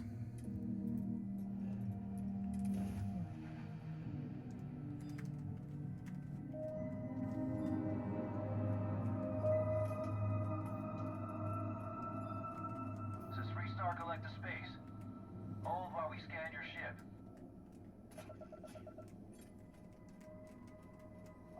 All right, you're good. Welcome to Aquila City.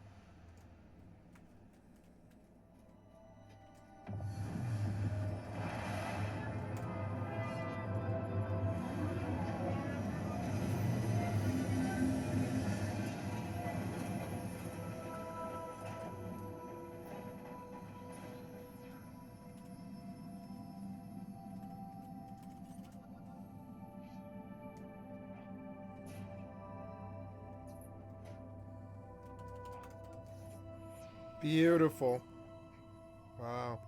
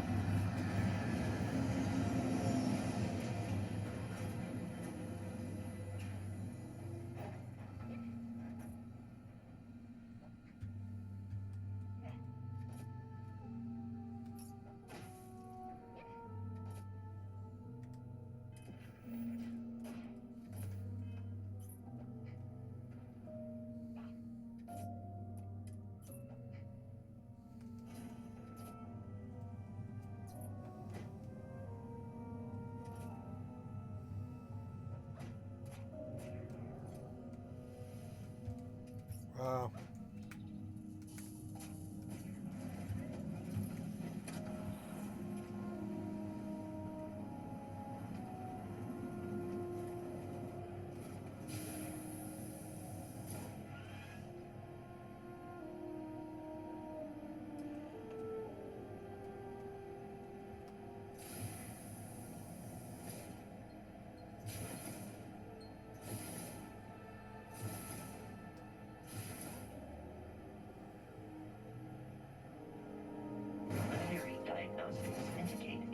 Successful jump, Captain.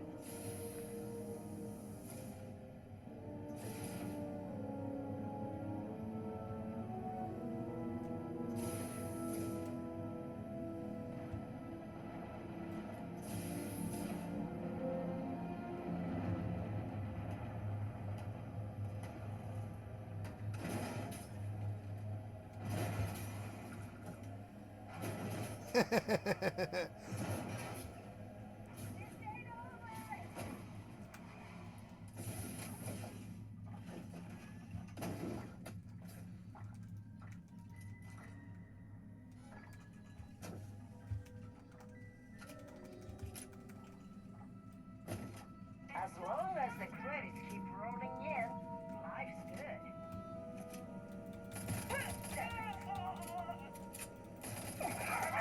Take this girl down.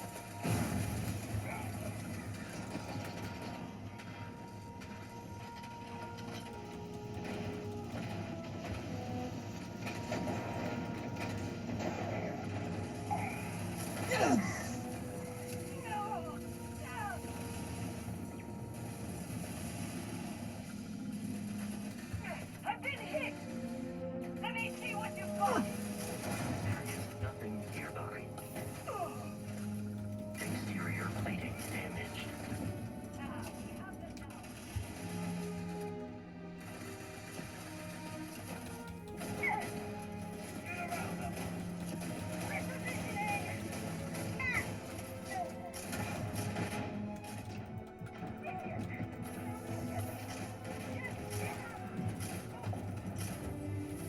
Level 44.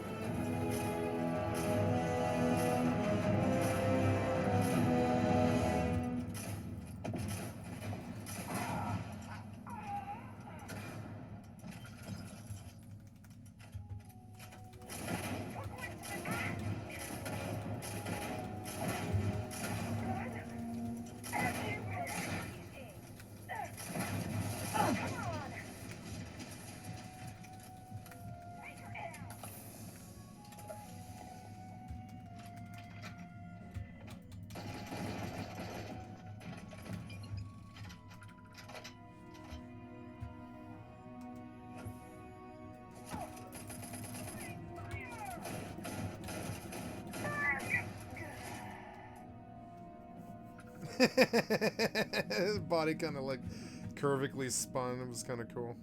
I like the physics of low grabs. Fun.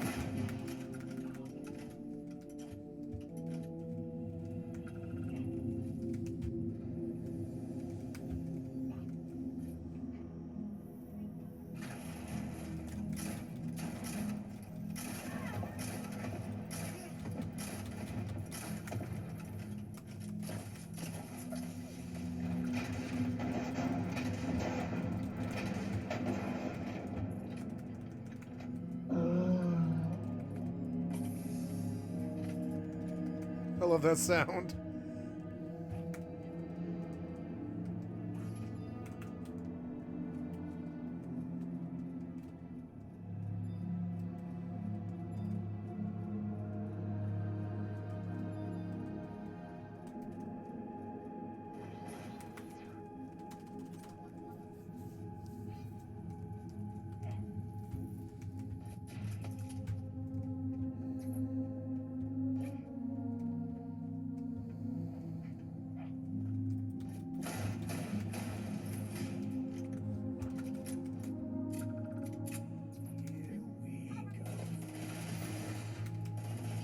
Exoskeleton damaged. Enemy damage received.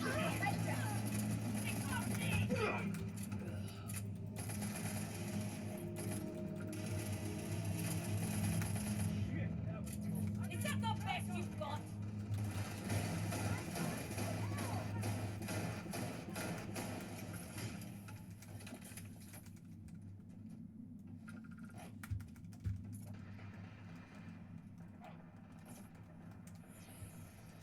What was that?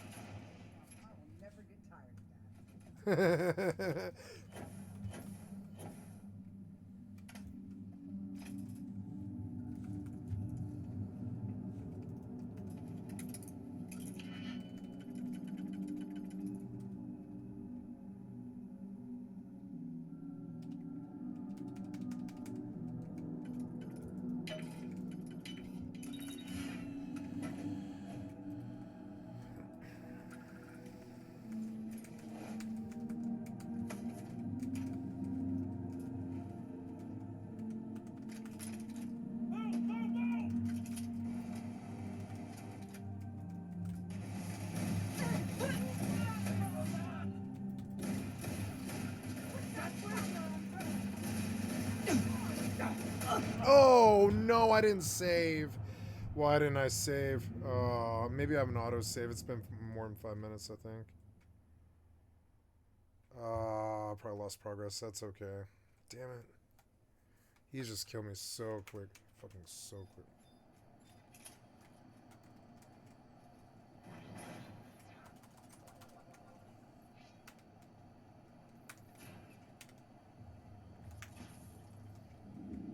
Oh, it's right here. Oh, good.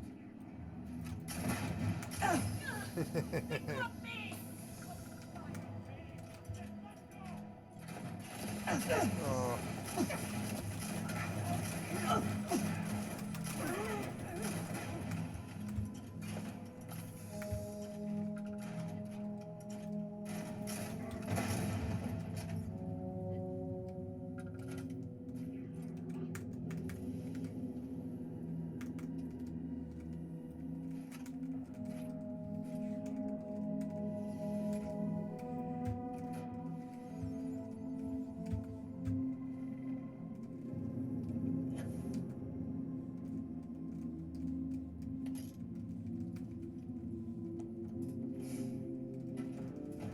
Mining monthly. Permanently increase tool grip weapon damage.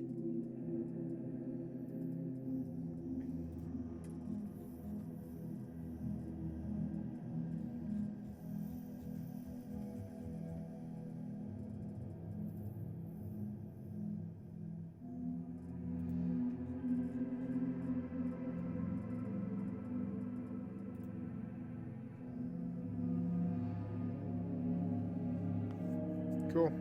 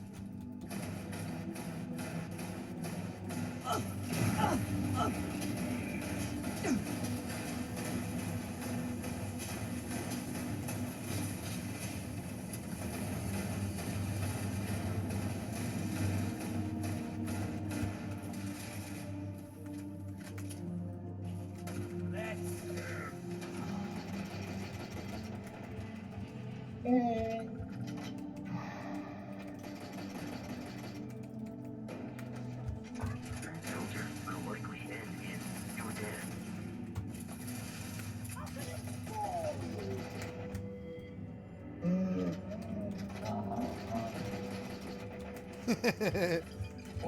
I love the Hotline Miami shit. It's so funny. Ah, fuck was that? I can do that too.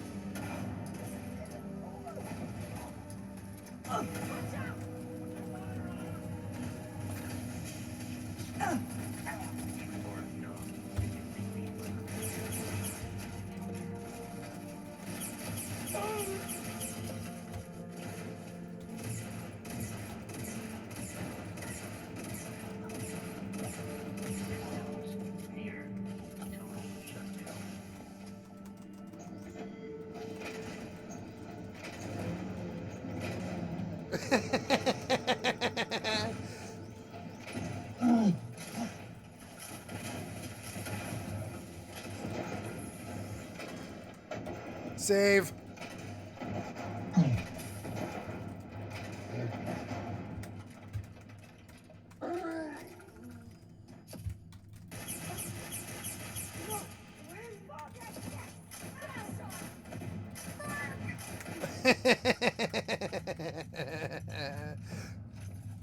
Idiot. Gotta get mags and all the guns again.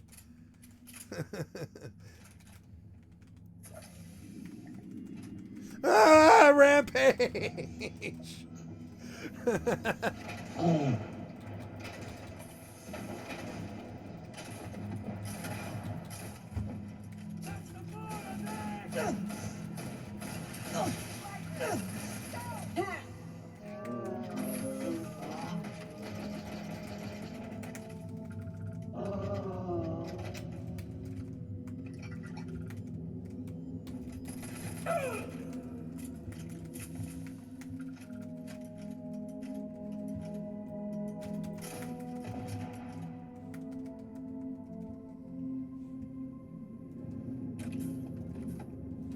Gotta pause and look for drugs. Any of these idiots have any drugs or anything? The only people who are allowed to do drugs are me. I'm here to kill you and steal your drugs, that's all. Don't mind me. Whatever the hell that thing was.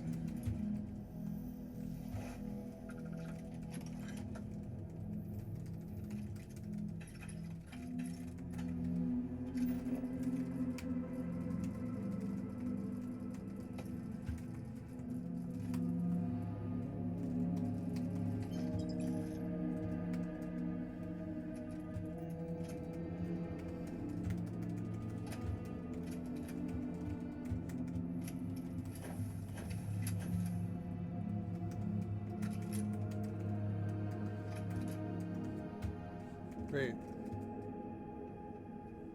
So is that right?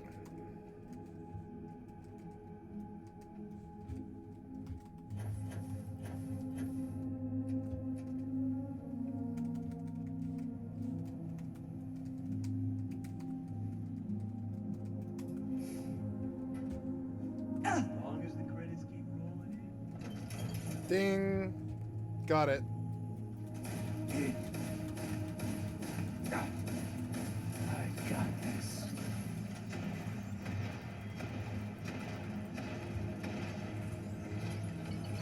Thank you.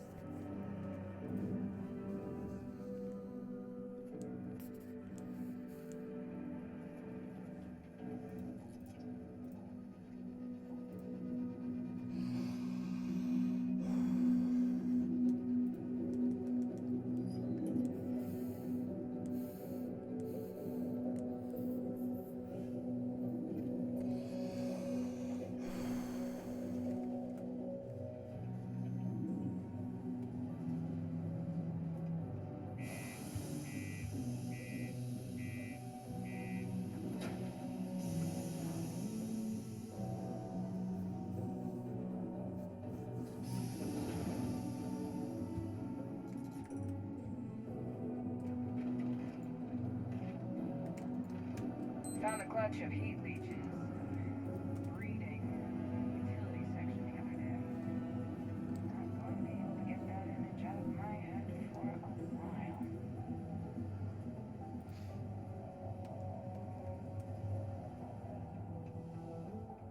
Child Eklund's new ship is going to really... I agree. I'm still shocked about Governor Hurst. You're not having any trouble. Hey, let me take a look. A little banged up, but if you ever want to do another run for me, I can always use more stock. Hey, friendo. Got any... Ah, yes. Ready to get some more equipment from dangerous renegades for me? Oh, good then.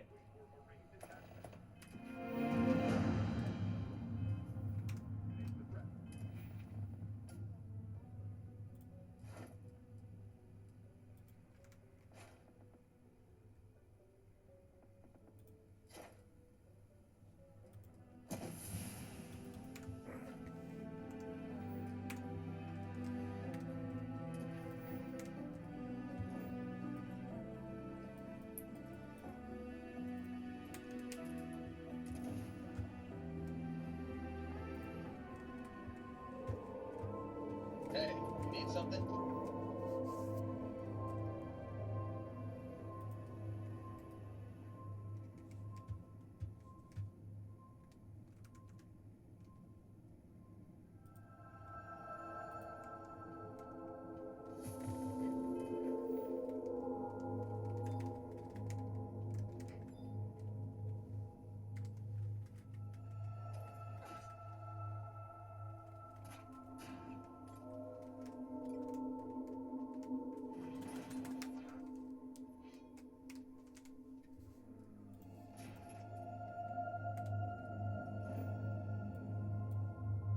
Oh, fine.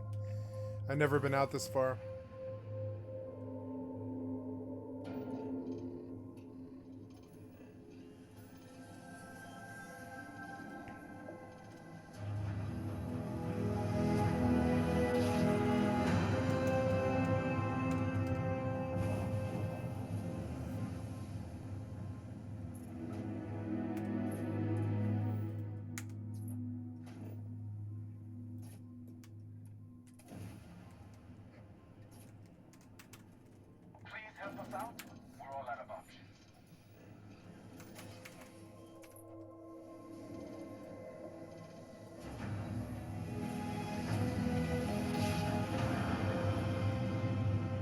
Sorry, I'd already queued.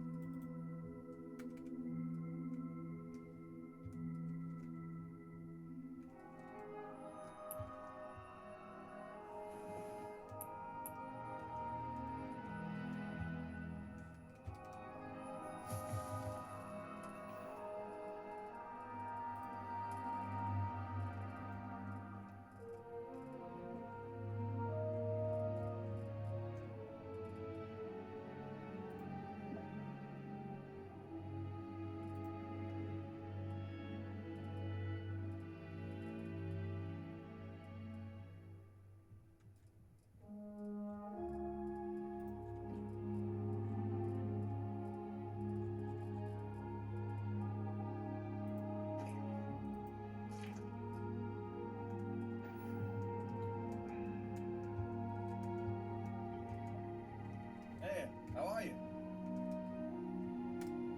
Anything I can do for you? You can count on me.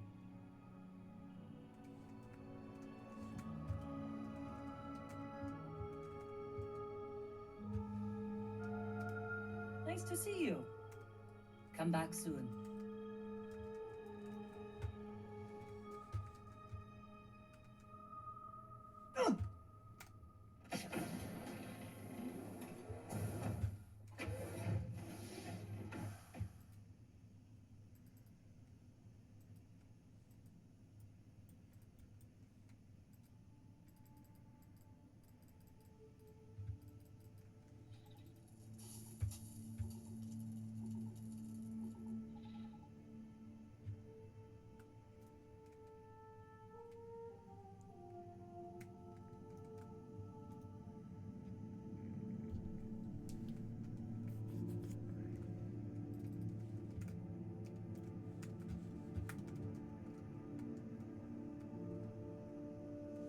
Beautiful.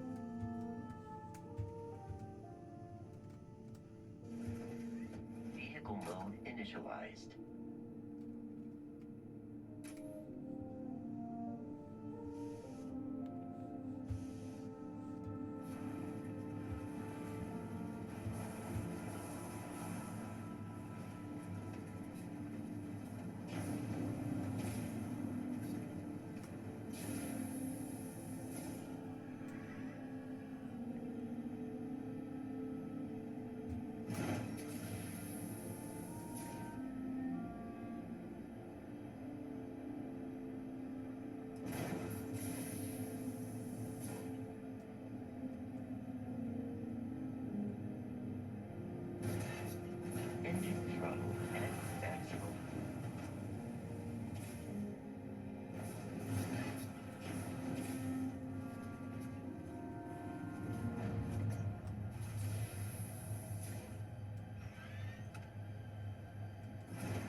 This is us on your roof. It's Santa Claus, bitch.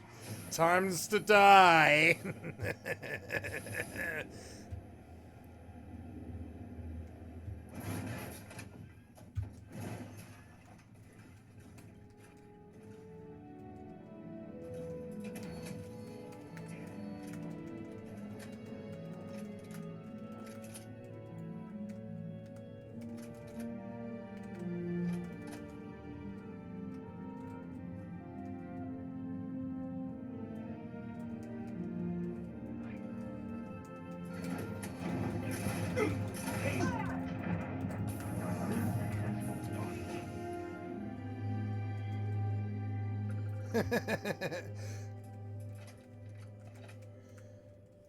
I got the drop on him, bitch.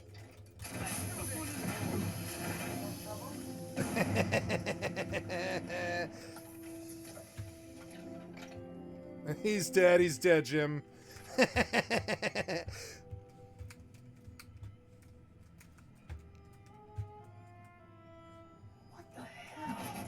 Fuck was that? Fuck, sick, it was Heller. Get out. Ah. Fuck was this?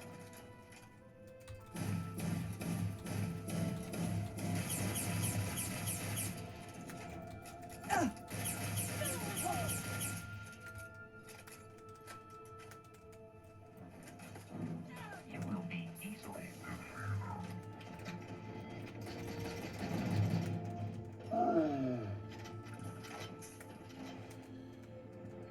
I love this game. Your jetpack blew up in my fucking face, bitch.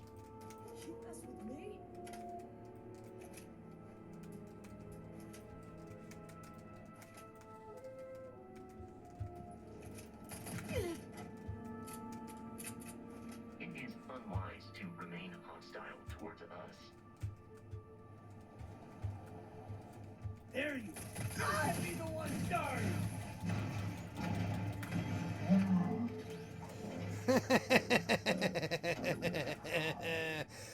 I dumped like some kind of SAR right in his fucking face point blank, like 7 of them or something.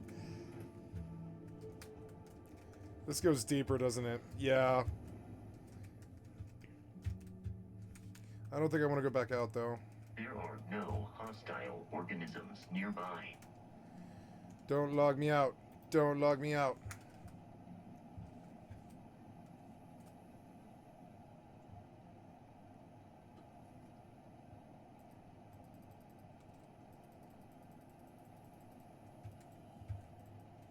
Is it over? Yeah, it's over. Ooh, Nocturnal Shovel. Nice. Wow, 50% damage at night is actually pretty good. Maybe I can train it.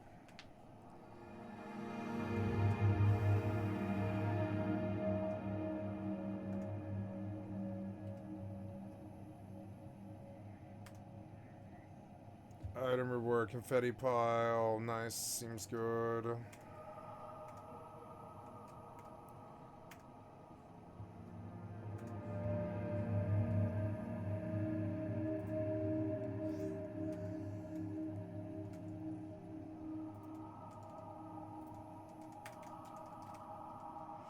Wind weather again.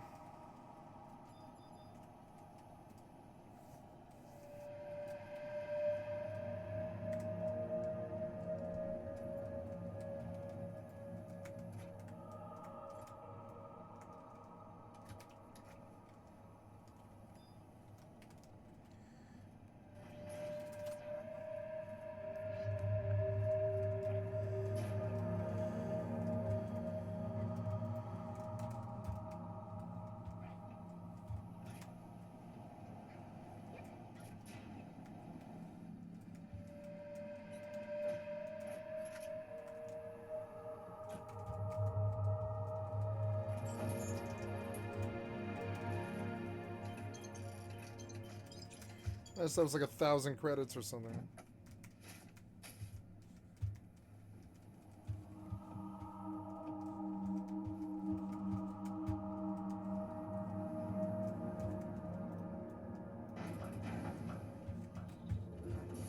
You picked the wrong fight.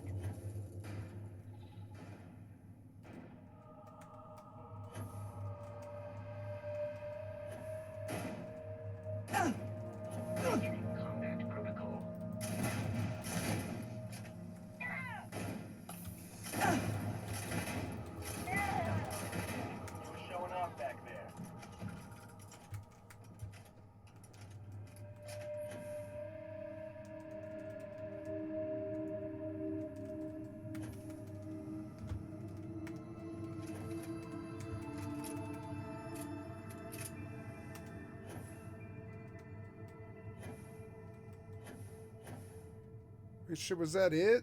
Is it over?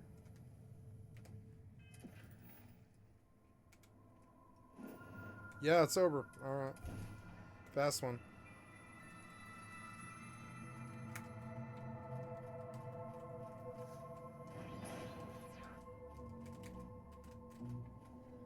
I found something for you.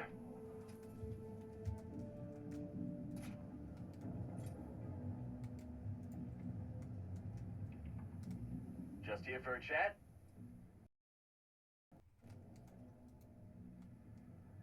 Oh no. Do I ever. Here.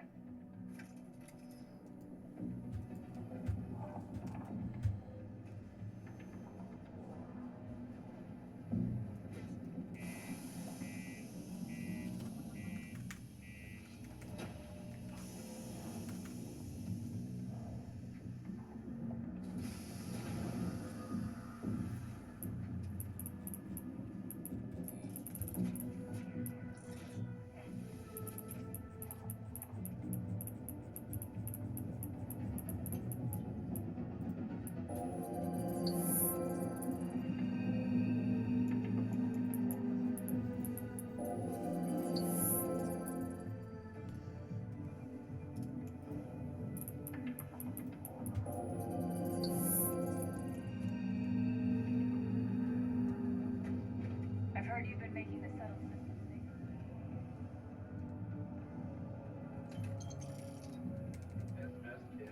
I'm still shocked about Governor. You and me, friendo. Stick together and we're going to make it. Hey! Let us take a look. Oh, sorry.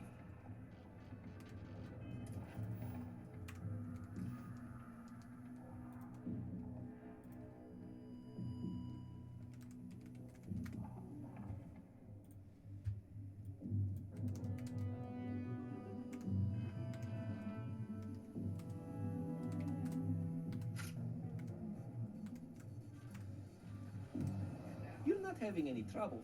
Well, look who came back. Show me, and I'll just take them off you. A little banged up, but that's what my expert refurbishing skills are for. If you ever want...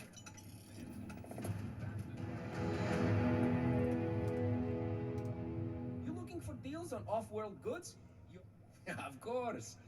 I know the... Then I will get you the...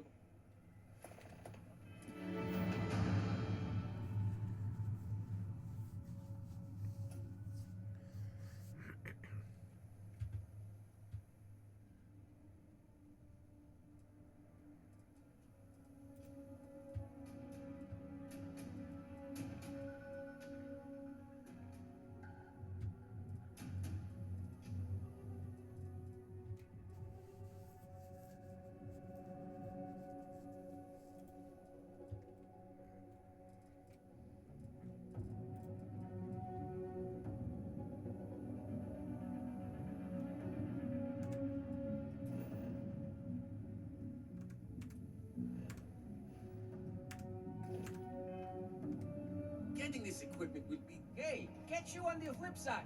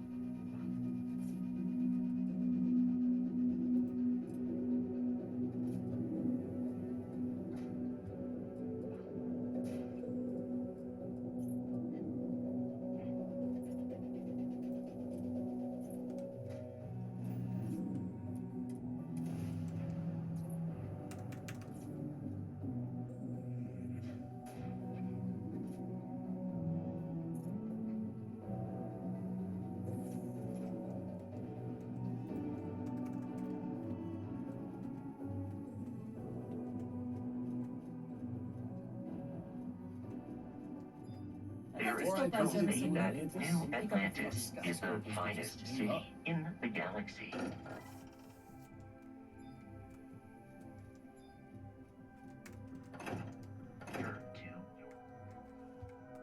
Bet you never expected to end up involved in something like this. This is all exciting, but second one was on but the first, can you there's certain we've been operating. I just think we should be. You're doing great out there.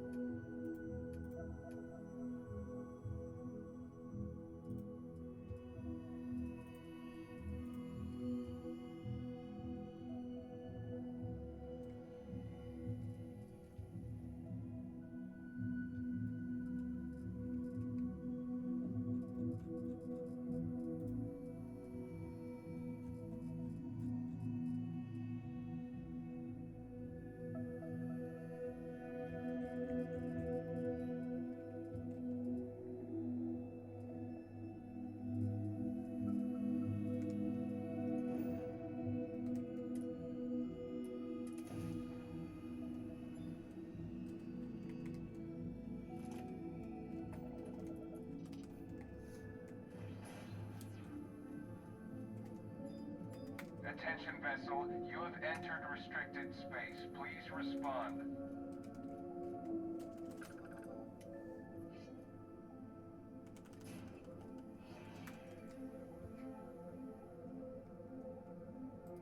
This world is off limits. You are advised to jump to safe harbor immediately.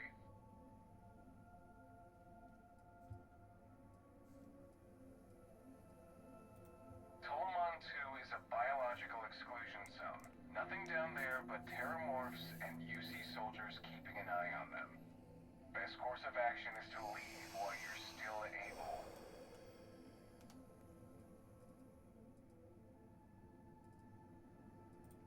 Let me check my logs.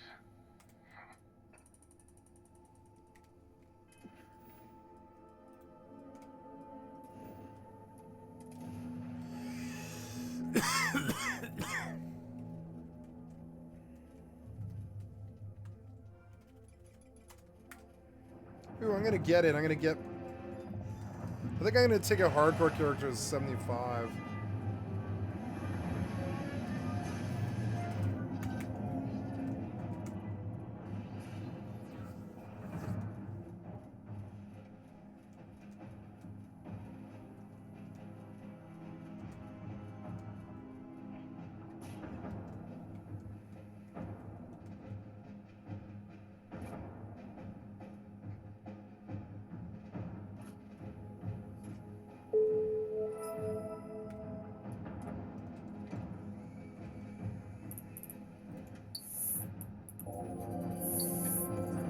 Ooh, Master at Arms. Yay. 6.6.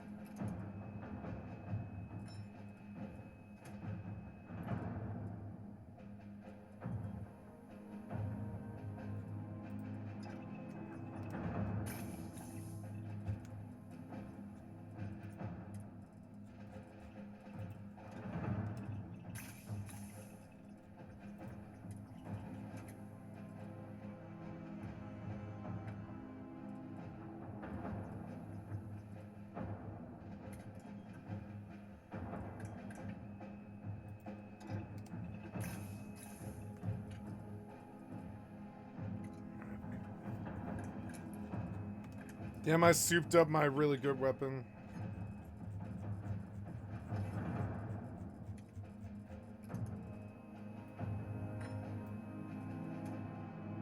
Shattering professionals. It's worth like 117,000 now. Nice. Bomber inflictor. Corner professionals. Mag sniper. I want to see the scope on it. It has a long scope on it, but I want a recon scope on it. Or I wish we could just take it off. Can we take the scope off? No. Let's see how it handles.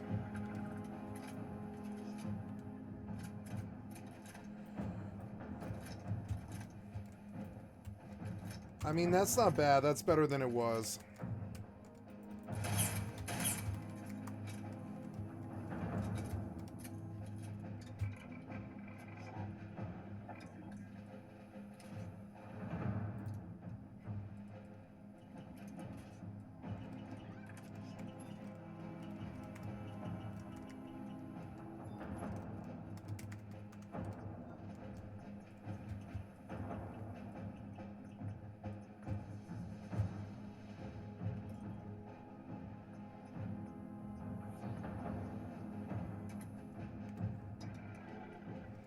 I got a new mag sniper. Let's see if it's any good.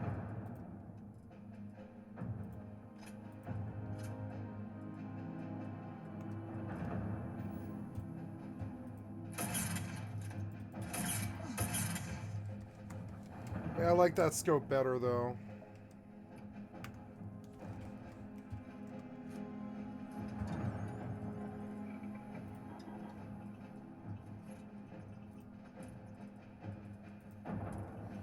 The medium scope is best, huh?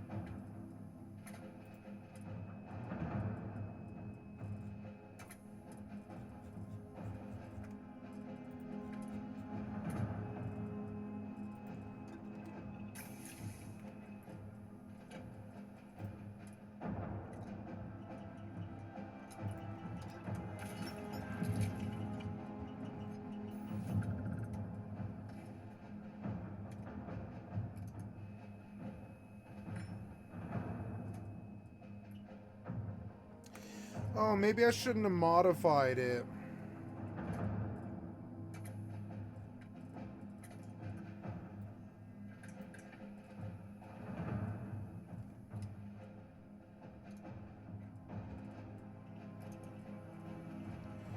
Oh, I think I modified the good part off of it.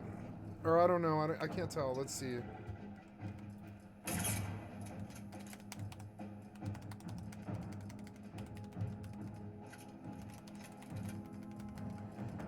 Yeah, it changed names, so now I lost it. Damn it. What happened to my 4? Wait, what happened to my shotgun?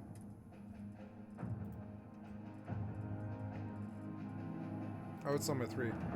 Yeah, but what happened to my 4 key? Oh, because the name changed, yeah.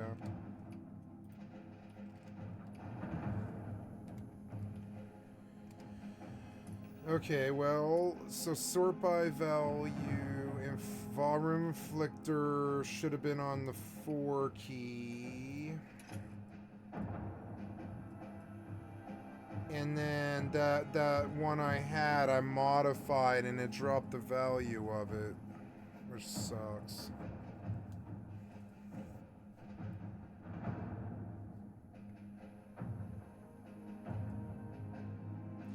Particle beam shotgun.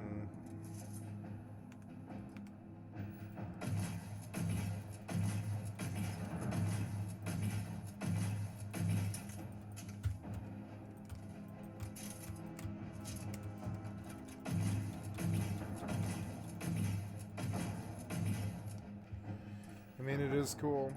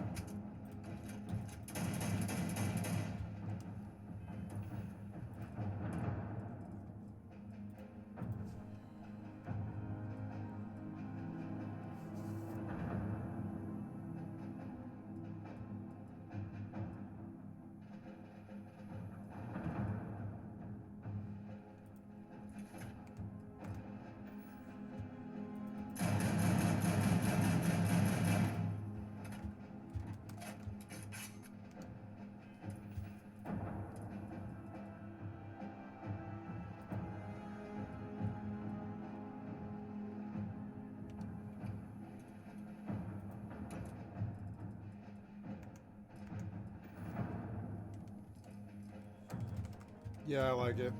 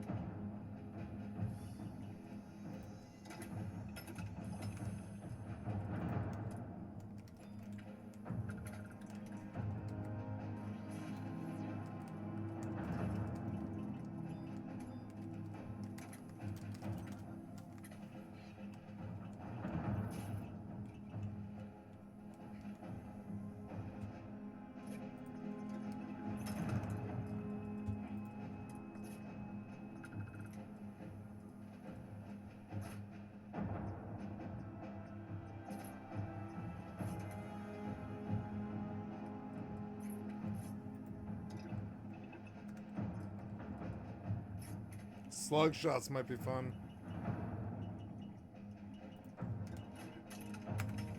Cool, I modified it to slug shots. Cool.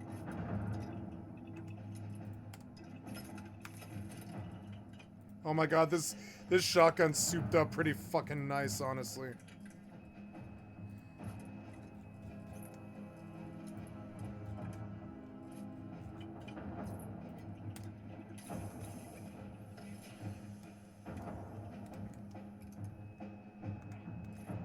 Let's see how it handles now. This is a completely different weapon now.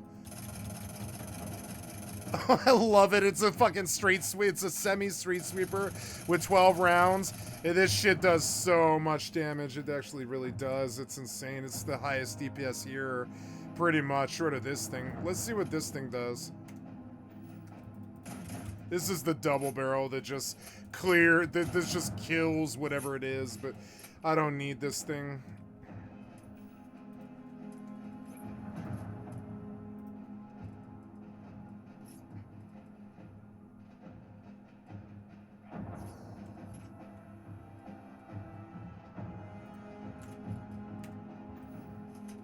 Oh, that's a nice weapon. Oh, I don't know. I like this weapon, maybe. Maybe we'll do this weapon, actually. Yeah, what's my 6 key? Yeah, I don't particularly like this weapon. I'm gonna switch it out for this weapon here.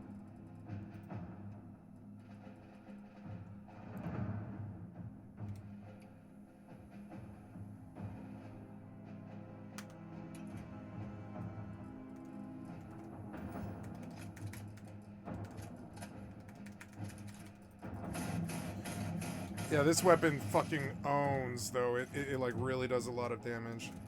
This is a good weapon. I like this weapon. We're gonna use it.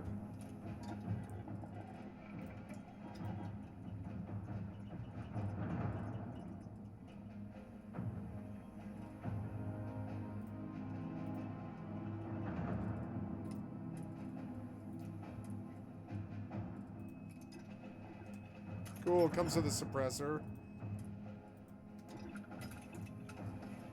Oh, look, it's all souping up cool.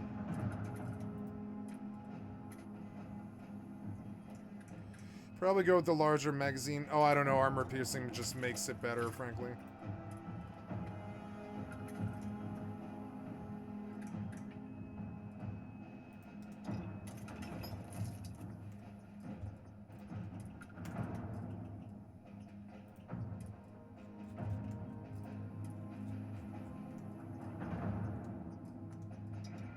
There's no sight on this thing, really.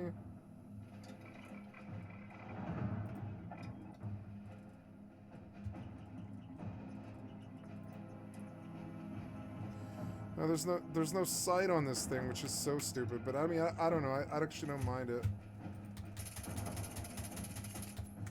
This shit, I don't know. I liked it better without a suppressor, though. It felt like I liked the action of it.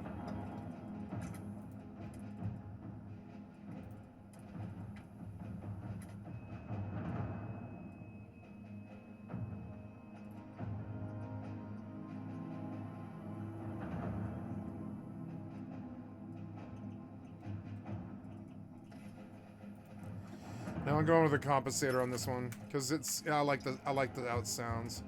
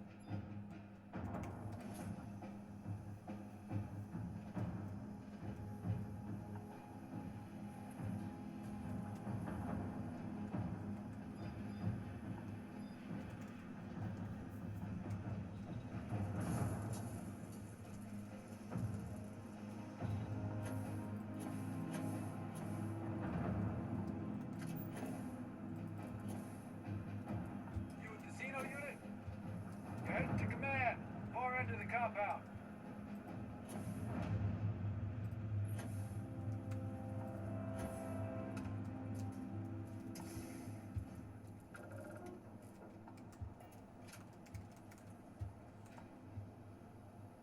Looking at the defensive shield systems screen, huh? Pretty interesting. I pride myself Engine on clusters. knowing everyone on this world, and I don't know you. You're with the collection team then, I presume. Either that or you're... Vanguard, eh? Brief said you were a... Ah. What? Oh, come on. What the fuck? You interrupted the fucking conversation. So I shot you. Oh, come on. Are you fucking serious? Are you fucking serious? I don't think I saved after I fucking did all that work either. You're so annoying. You're so annoying. Oh, wait, no. I exited the ship, which saved me. It saved me.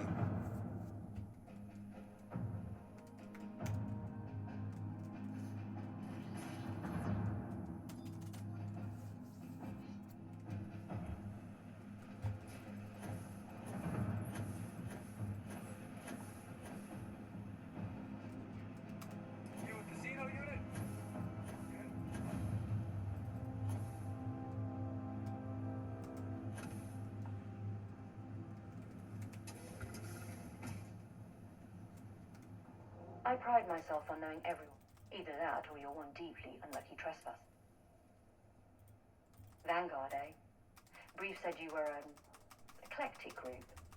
You must have really shined out on the... Commander Hatoum. No need for introductions, Major Simon. Dr. Walker. Your reputation's... Yeah, I just jacked him. I was like, hi. As does the urgency of your mission. Save before So something I'll else get to happens. it. You crashed when I saved. At least you saved. You bastard.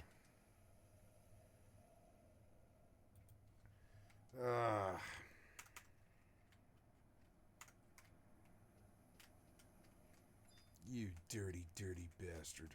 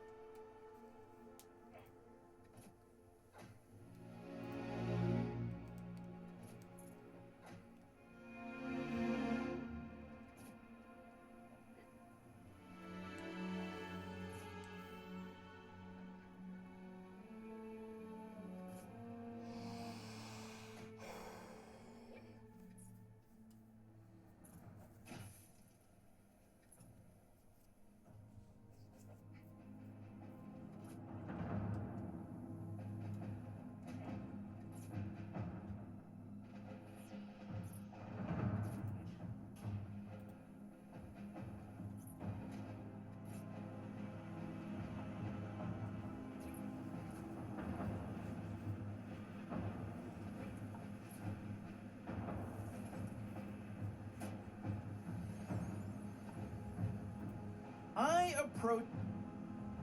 Awake.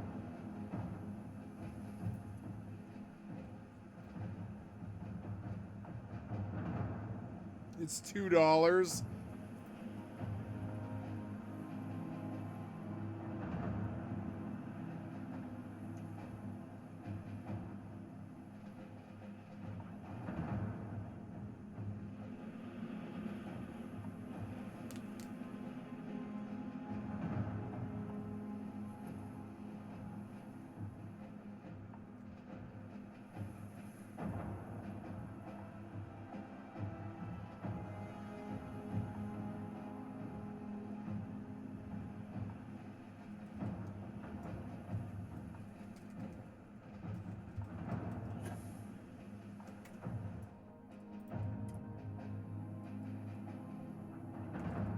You didn't save? Okay.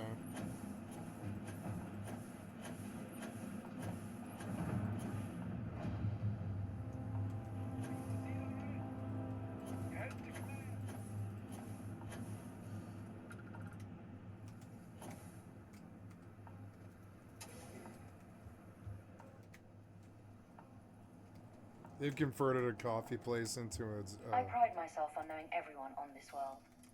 Either that or you... Vanguard, eh? Brief said you were an eclectic group. You must have really shined out. Commander Hatoum. No need for introductions, Major Simon. Dr. Walker. Your reputations precede you. as does the urgency of your mission, so I'll get to it. Now, Londinium is one of the most dangerous places in the Milky Way. It's for good reason my soldiers and I do everything we can to avoid entering the city. Gotta pee, I'll be right back. Terramorphs are omnipresent, and the structural damage left behind when Major Sanon's father bombed its spaceport has turned large swathes of the metropolis into a decaying labyrinth. As such, we'll be providing you all with gear, information, and uploading municipal unlock codes to your robot. Every tool you can need to succeed out there, except one. Once you're on the other side of those barriers, you will be on your own. If you get into trouble, my people will not be coming. Do we understand each other? Yep.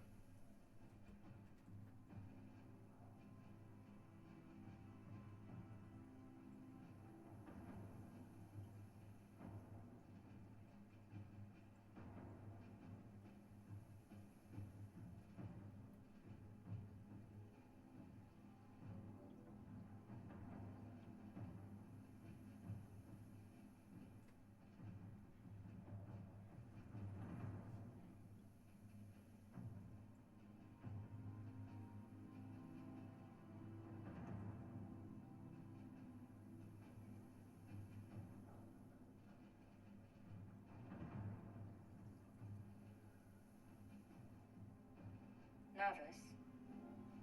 Understandable.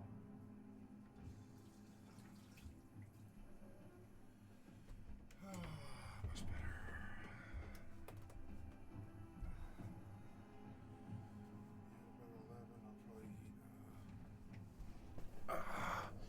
I have some pasta at like 11.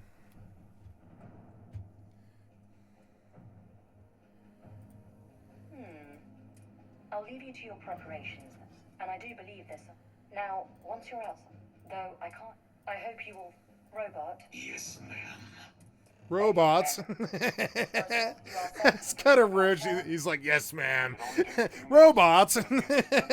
Human. The robot's like human.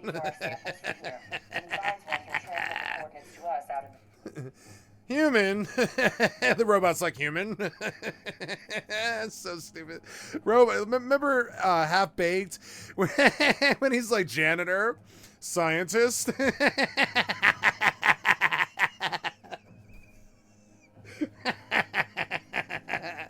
Janitor, scientist.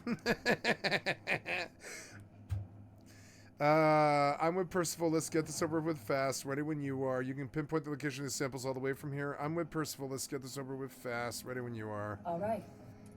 Head over to the armory and gear up. Once. I'm gonna take all your guns. Okay, let's take all your guns.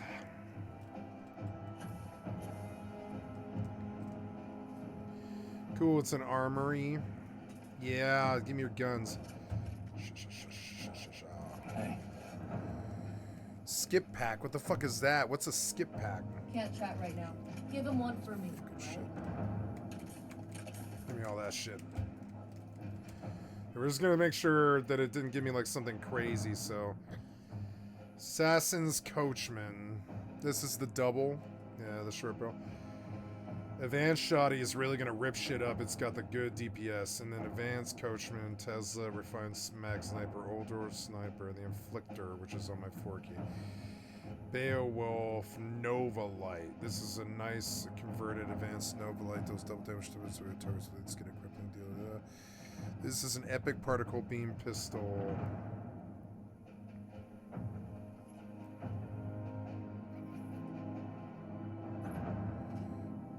Oh, what's that sound? Oh, okay. It's annoying when they fight on me. And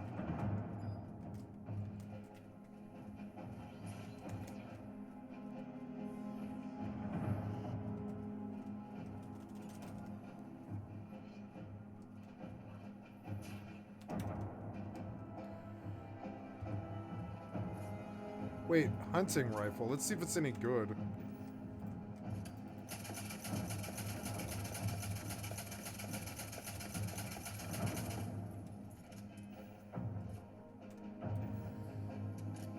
I don't know. I like it, but it seems weak. I like the scope on it because the scope's old and it's better.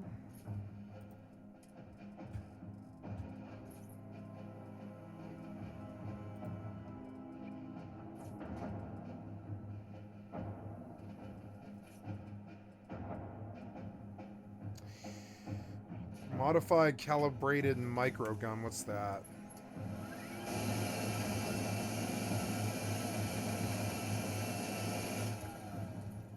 I didn't know I had one of these.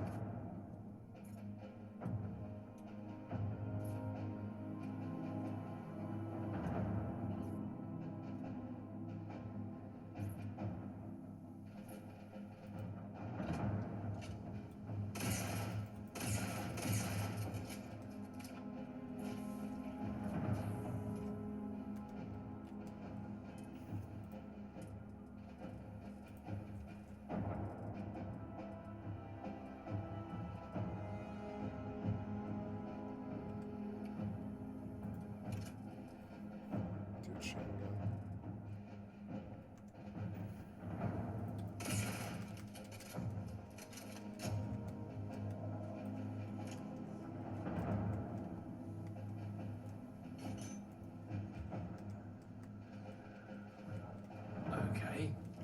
Hello. Don't go into the city much. Never for long. Too risky. You match our description. The Vanguard captain? The cabinet wanted you to have something. Make sure you had the best tools for the task at hand. Now, if you'll excuse me. Oh, he gave me a really good microgun. Oh, good. It's a super high value microgun, and I'm gonna go modify it too. Good, good. So go back to the ship real quick.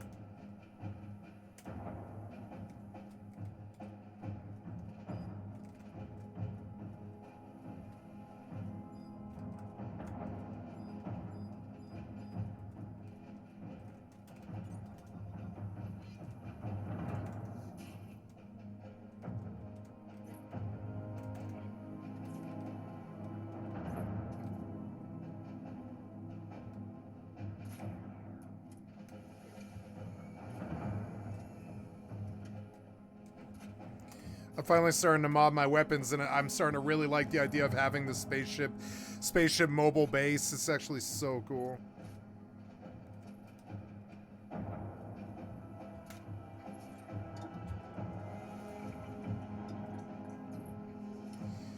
That's still my best weapon, kind of. It's weird.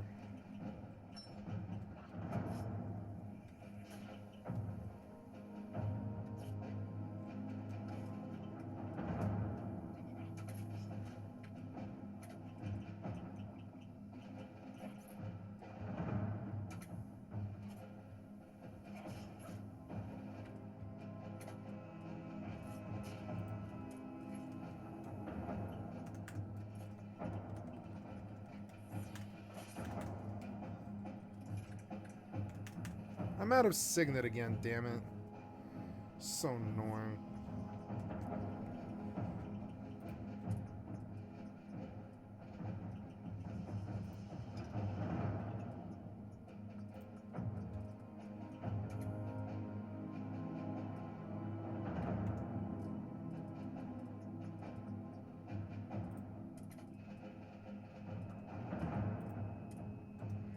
It's got a suppressor.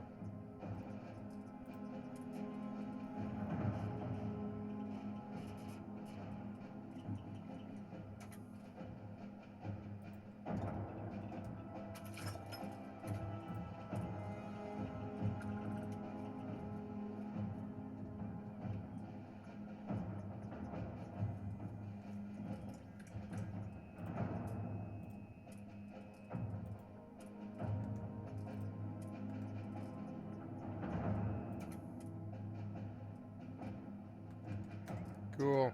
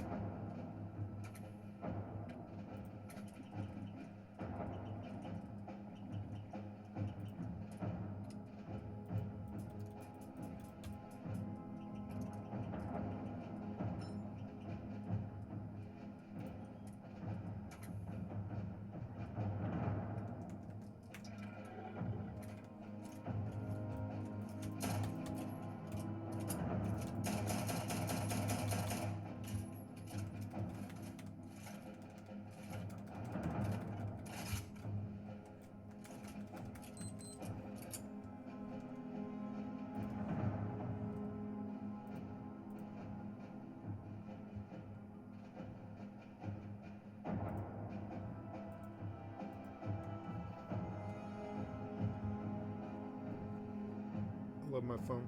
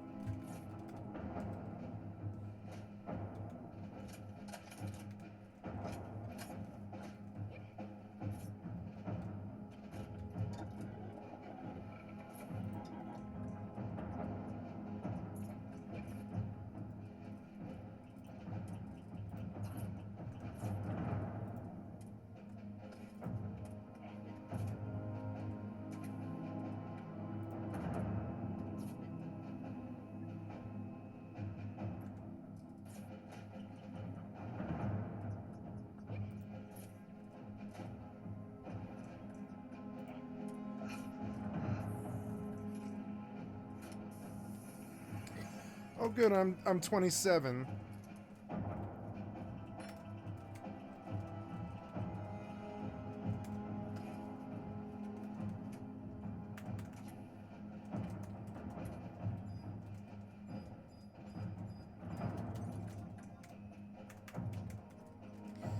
I'll go to 28 though.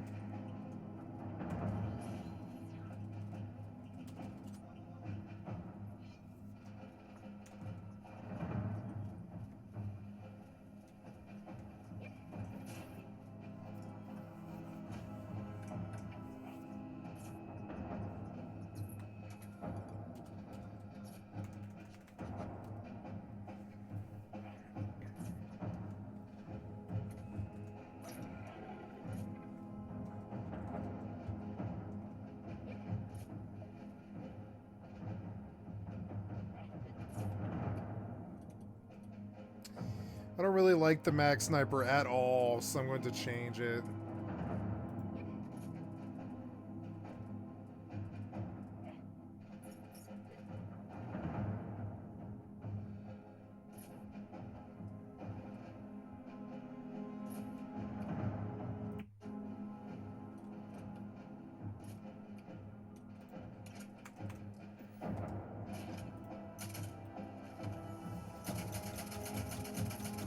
It's an SVU. Interesting.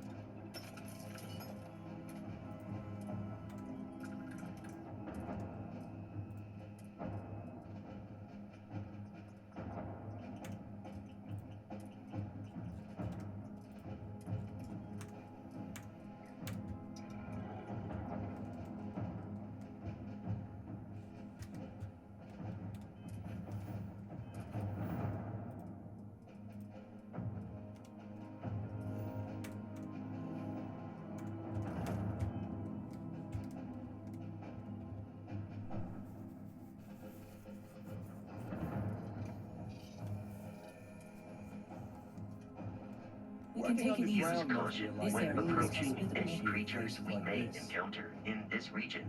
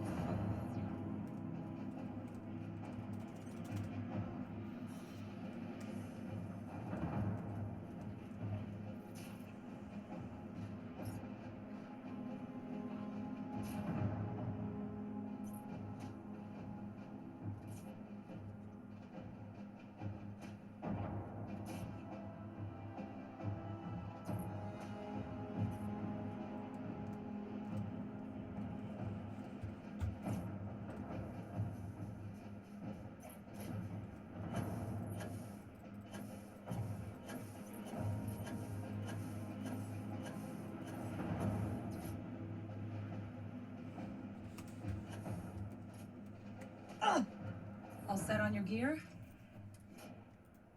Then let's get...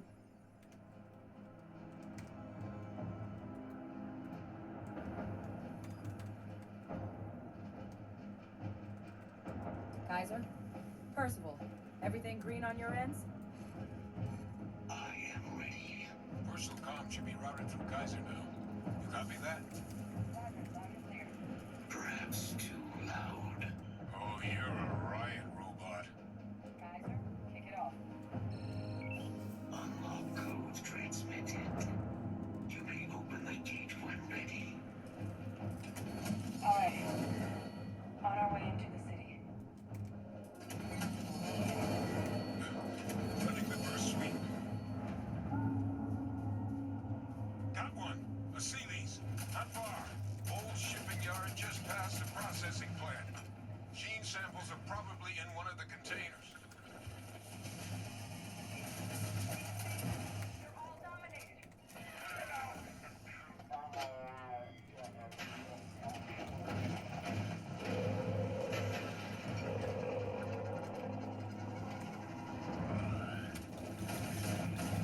I hope I adequately assisted you during combat.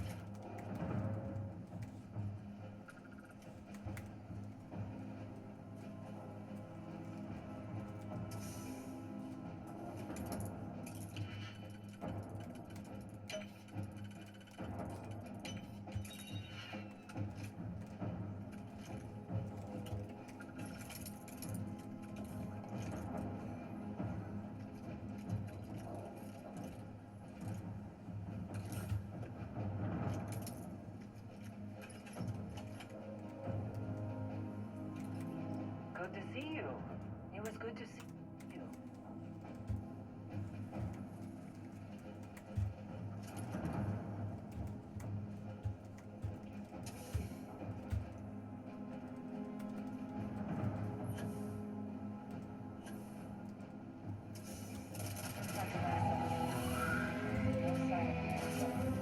Your shipping yard's just beyond the processing plant. Cash with some goodies.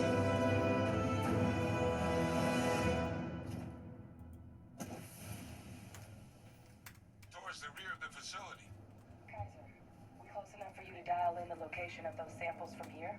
Yes, they're faint, but I'm detecting multiple valid signatures. I have restored power to the containers. Jackpot! Get down there and collect as many as you can.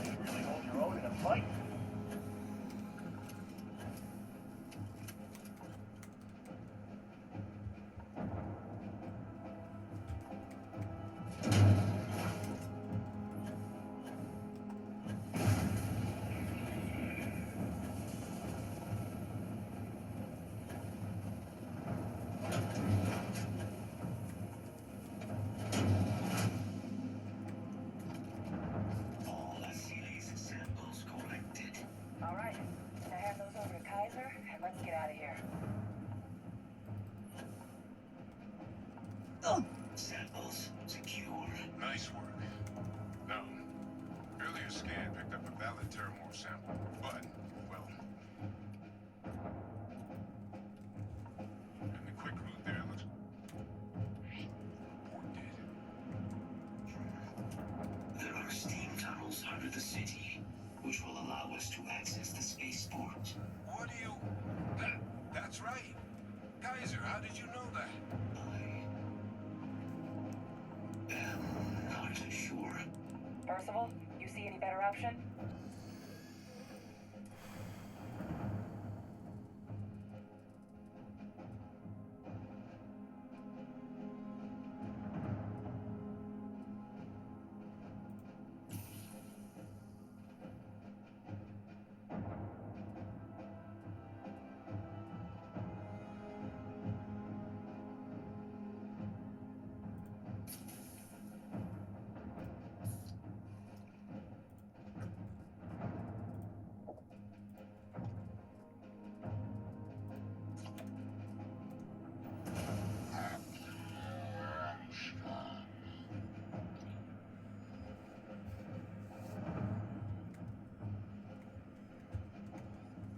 We've got our answer.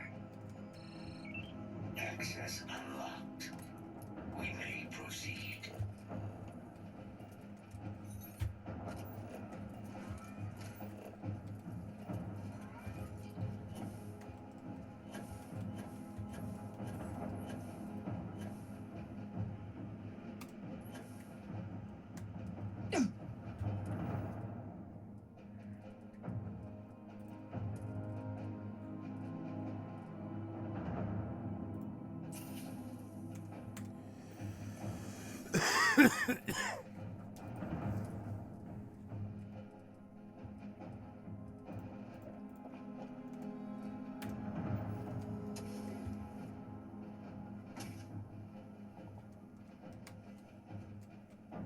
Kaiser, this flora, this is Lazarus plant, isn't it? You know, no one even realized it was a living thing until someone got it under a microscope and saw it had cells. Can't be cultivated anywhere but Londinium. Real huts? My God, look at it. A Lazarus in bloom. You know, we might be some of the only... What's happening? Hector, are you seeing this?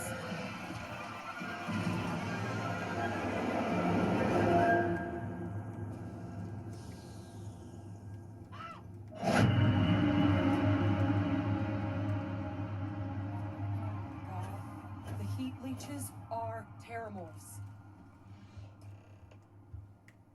The heat leeches are terramorphs? Okay.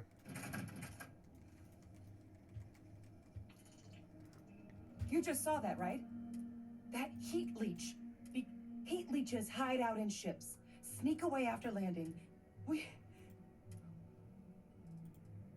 Pretty Major is right. The Lazarus plant. It's clearly an but that means that you could. Good God. But first. Well, we're never gonna know if you don't catch that thing. Get after it. We may proceed. Go.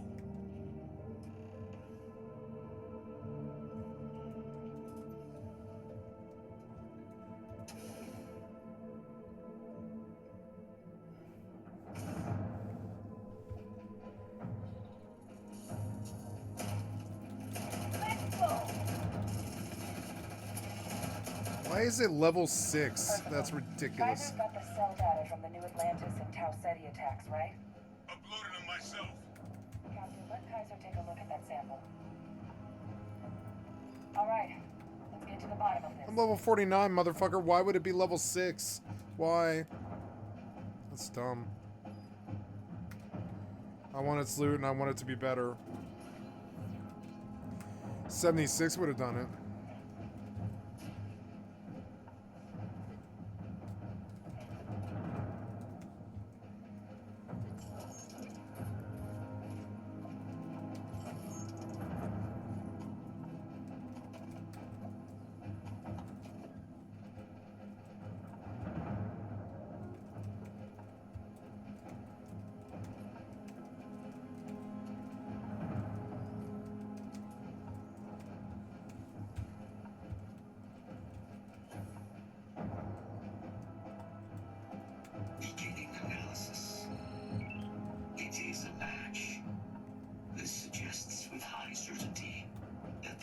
dangerous plant was used to trigger the attacks on both planets. There's no way a plant this rare, this fragile, just shows up here, New Atlantis, and Tau Ceti. The transformations on those worlds, they must have been triggered by human hands. Captain, do you understand what... Exactly. Makes some sense. Tau Ceti ensure the... And the time, it couldn't have been these attempts. They certainly were. Who could pull... Maybe. Let's save the discussion. If we're gonna do any... Roger that, Kaiser. The entrance is... We're gonna have plenty to discuss once we get out of here. Have a good one.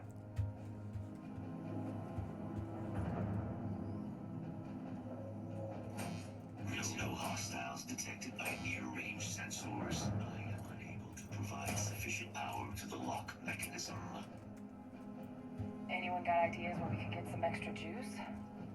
Local power looks like it was controlled in the security office. Upper floor. Captain and I can scout it out. Kaiser, see if you can't find another way to get it open. Roger that. I have restored power to the office entrance. You may proceed. There's the control panel. It looks like one. Of all the things to survive. Reactivated. Error. Control system reboot required.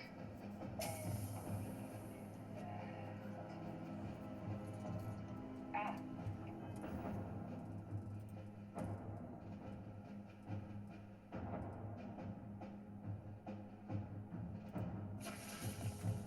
God damn it, stop. Captain, I think I see it.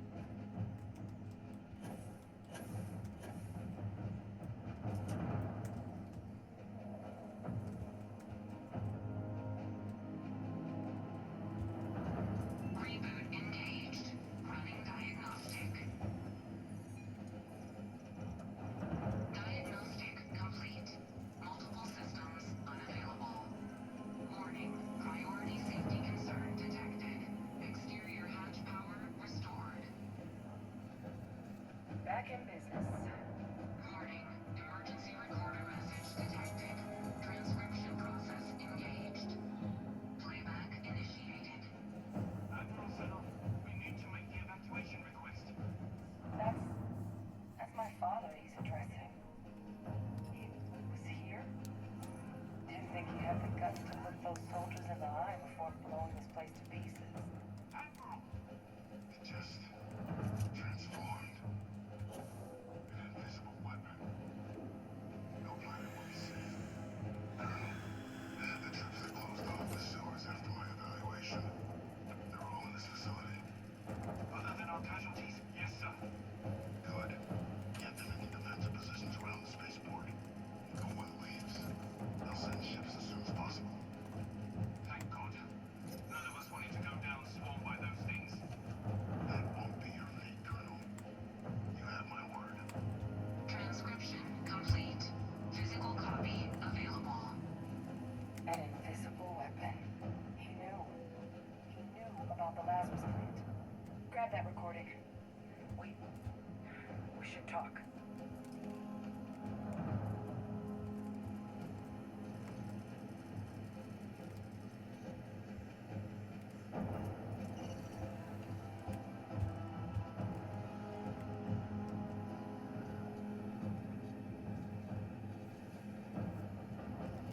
Hey, what's going on? Okay, see you later. Hey, Victus. He saw the potential. He killed. Yes, but if the plan... And even if he was...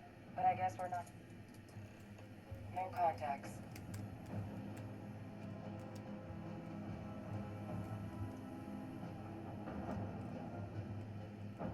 Kaiser, try it now. Situation normal. No hostiles detected by near-range sensors. Recon protocols active. Unlock success. Your sample, it moved. I'd be real careful out there if I were you.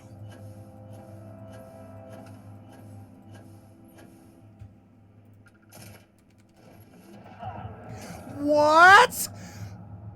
Oh, please tell me I saved. I don't know why you killed me. I wasn't moving that fast. I wasn't moving that high. Oh my god. How far back did I go? Oh no. Oh no. This was so long. No, don't do this to me again. God damn it, you're so annoying. Wait, maybe there was an autosave?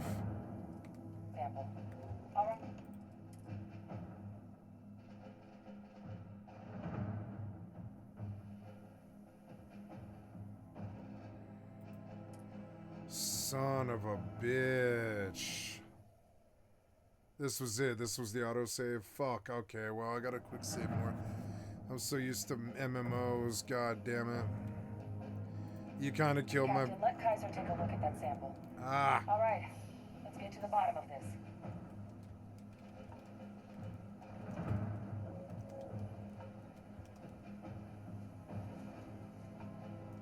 Beginning analysis. It is a match. Well, this one was better. With high certainty that the Lazarus plant was used to trigger the attacks on both planets. There's no way a plant this rare, this fragile, just shows up here, New Atlantis, and Tau Ceti. The transformations on those worlds, they must have been triggered by Fucking human hands. fall damage. Come Captain, on. can you understand what it is? Exactly. Makes some Tau Ceti ensure that and the You're time so they couldn't annoying. have been these attempts. They certainly were. Who could? Maybe. Let's save the discussion. If we're gonna do any... Roger that, Kaiser. The entrance is...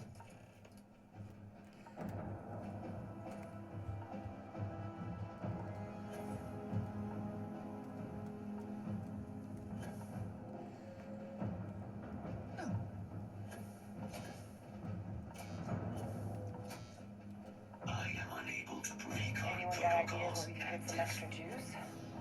Local power looks like it was controlled in the security office. Upper floor. Daphne and I can scout it out. Kaiser, see if you can't find another way to get it open. Roger that. I have restored power to the office entrance. You may proceed.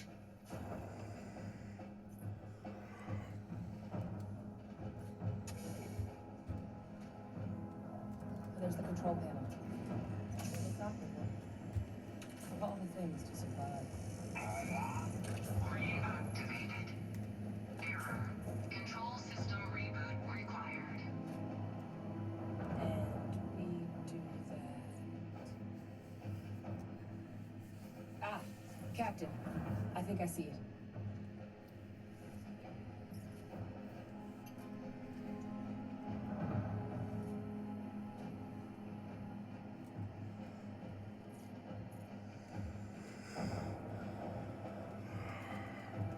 Reboot engaged. Running diagnostic. Diagnostic complete. Multiple systems unavailable. Warning. Priority safety concern detected. Exterior hatch power restored. Back in business. Warning. Emergency recorder message detected. Transcription process engaged. Playback initiated. Admiral Center, we need to make the evacuation request. That's my father he's addressing. He's here? Didn't think he'd have the guts to look those soldiers in the eye before blowing this place to pieces. Admiral! It just transformed. An invisible weapon. No planet will be safe. Colonel, the troops that closed off the sewers after my evaluation, they're all in this facility. Other than our casualties, yes, sir. Good. Get them into defensive positions around the spaceport. No one leaves. They'll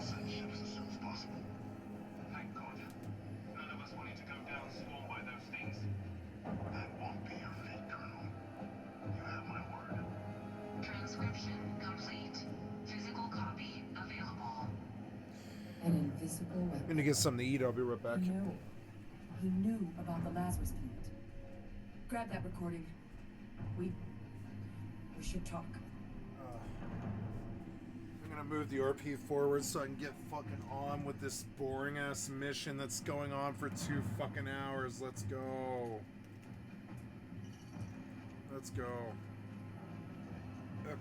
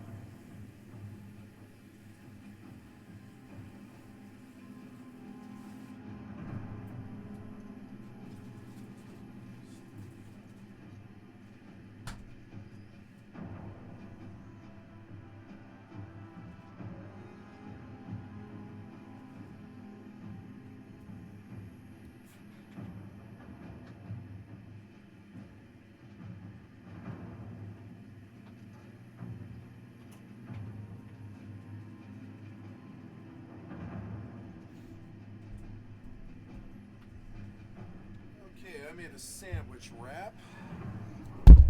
Dinner time. Sorry, guys, I didn't mean to bump my mic there. Dinner time.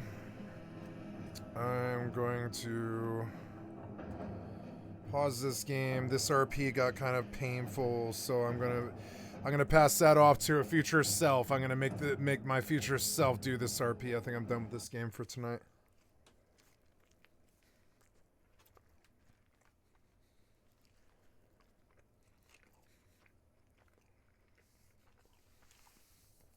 Okay. I'm gonna pause to eat.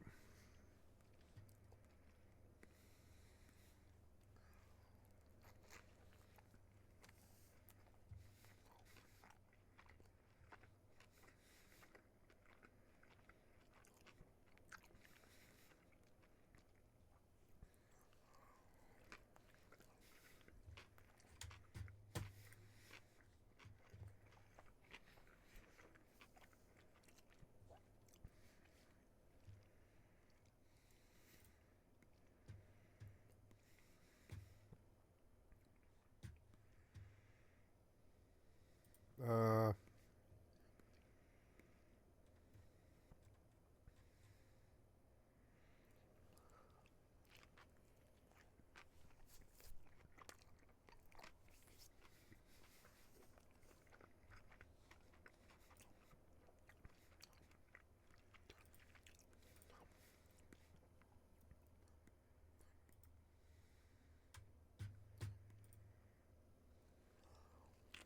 NordVPN by YouTube brought conspiracies. Conspiracies. What are conspiracies? Chirp. What are conspiracies? What are... Look, all I want to know is, what are conspiracies? Wait a minute. Are they making the green M&M less sexy? We figured it out. Move it. Go, go, go, go.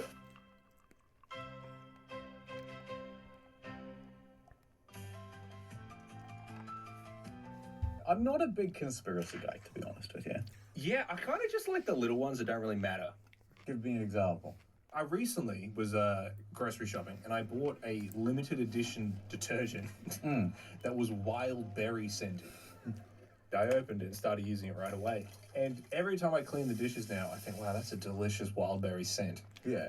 But then I had to go to a hospital, right? And it just stinks like chemicals. And it's like, we have the technology to make cleaning things that smell delightful. Oh. Yet you go to the hospital and it smells like cat piss? Yeah. What's up with that? That is a good point. What else have you got? So when I was a kid, my sister had been to like a party with glow sticks. Right. And so she put a bunch of them in the freezer because she had heard that if you put a glow stick in the freezer, it stays glowy for longer. I think that's not true. It does. No, it does. It slows down the chemical reaction. Nah, there's no chemicals. It's just little green goblins, I'm telling you, with their little torches. So I'm a kid, right? And we used to have, like, you know, ice blocks. I don't know what Oh, I know exactly where this is going. How many did you drink? Just the one. But I go into the freezer, I go, oh, wow, that must be some new thing. And I get some scissors from the kitchen, I snip it off, and I drink it down. What in color was it, and what flavor? It was a ready. I'll be right back.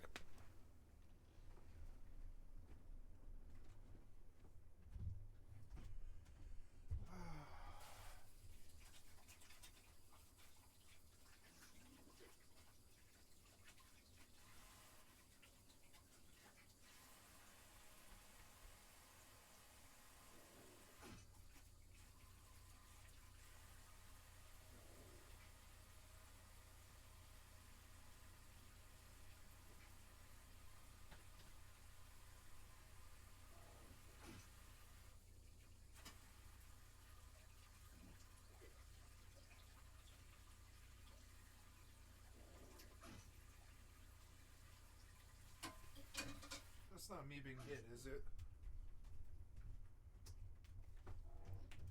Yes, it is. You're not killing me, are you? Nope. Okay. Sorry.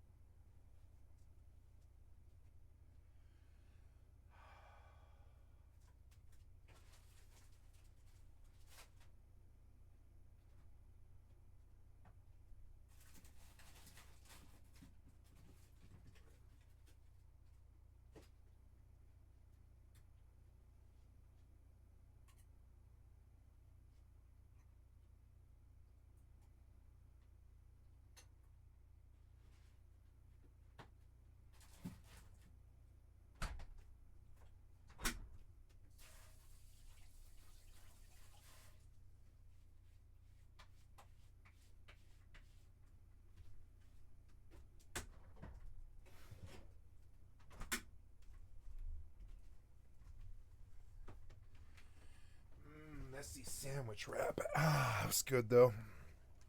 I forgot how much I like Dijon mustard. Really fucking good. Okay. Purple. It tasted like soap, but it was spicy like Tabasco. Does that make sense? Oh, yeah. No, that's good. Yep. Now, here's where the conspiracy comes into it, right? My sisters are running around screaming in circles, he's gonna die, he's gonna die, oh no, oh no. My mum's on the phone with like a poison control hotline or something, being like, my son just drank a glow stick. You're the worst mother in the world. This is your fault. I hope you made plenty of nice arrangements for the funeral, ma'am. There's no point making a closed casket, he'll just glow right through, won't he? Put him in the freezer, he'll last longer. But yeah, so here's the thing, right? They're saying, you know, you can't drink glow sticks, they're toxic, you'll die, etc. The poison control people, their solution was, I had to gargle ice cubes, not to neutralize the chemicals, purely to get rid of that spicy, annoying sensation. So here's the conspiracy. I drank a glow stick, 0 adverse effects, nothing happened. So they've been saying, no, don't drink glow sticks, they're bad for you. They'll make you sick. But I could have sworn I could see in the dark. Nothing bad happened. So nothing bad happened. Soapy. With a hint of Tabasco. Wild berry. Wild berry. Oh my god, maybe it was wild berry. Maybe that's what, oh my god. You don't think. No, it's just gonna be. That's a conspiracy. Yeah, you're crazy. Sure. You're just making it up for attention. Oh, I've been wanting to talk about this for a while. Toilets. Yes. I think there is no standard for what the big button does and what the small button does. Now, I'm going to need you to elaborate on that. So, okay. Very often, people go number 1. Less often, people go number 2.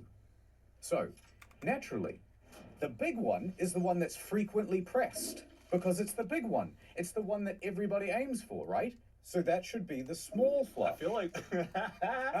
exactly. Now look at this one. No, don't misconstrue me. I think you're an idiot. So you're telling me that the small button gets pressed more often than the big button? It's... Yeah, it's not so simple, is it? I understand your logic, but I think it's built on a weak predicate. You're conflating big with important, when in this case, big means big.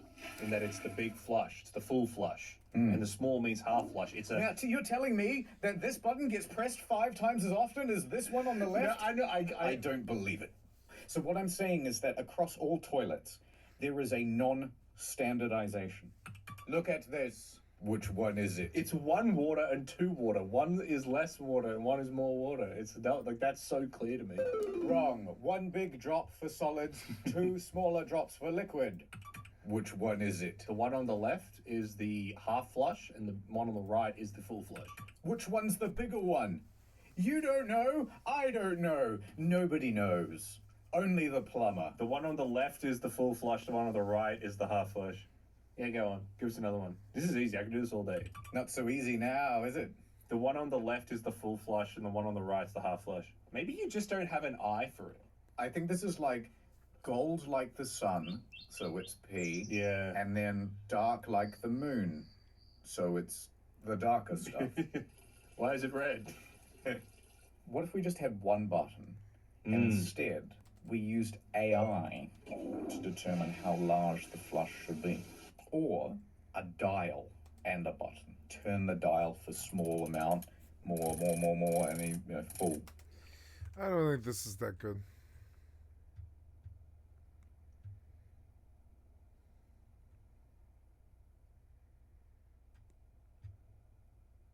Oh no.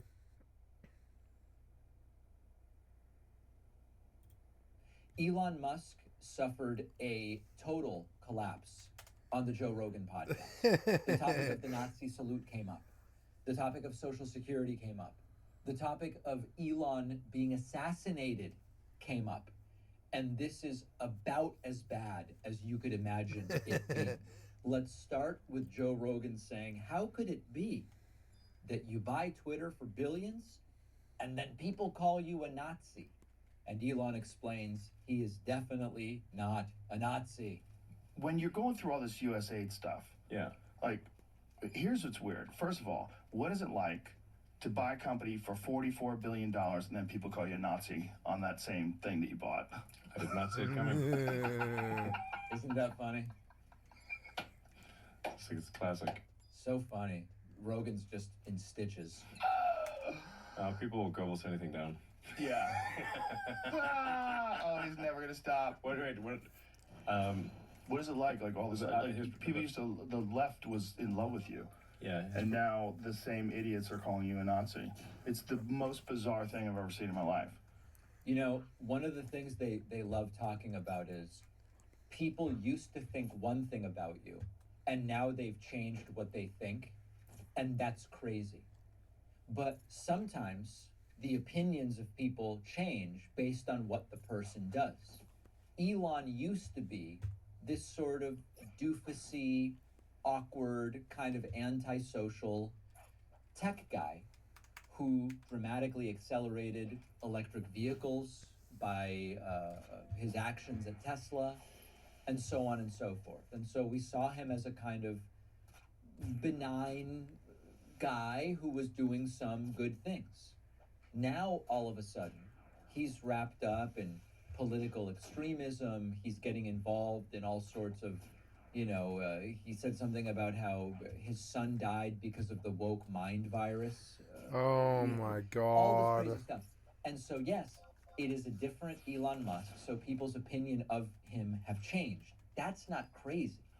I mean, there's so many examples Yeah, of yeah. people saying my heart goes out to you. Sure, He did it sure. with a little enthusiasm that probably wouldn't be recommended obviously- with hindsight. Yes, but I was obviously meant in the most positive spirit possible. Yes, Yeah. obviously. Obviously. But it's so strange where people want to think that you are openly publicly doing secret Nazi Sieg Heil hand motion. It's openly, publicly, secretly.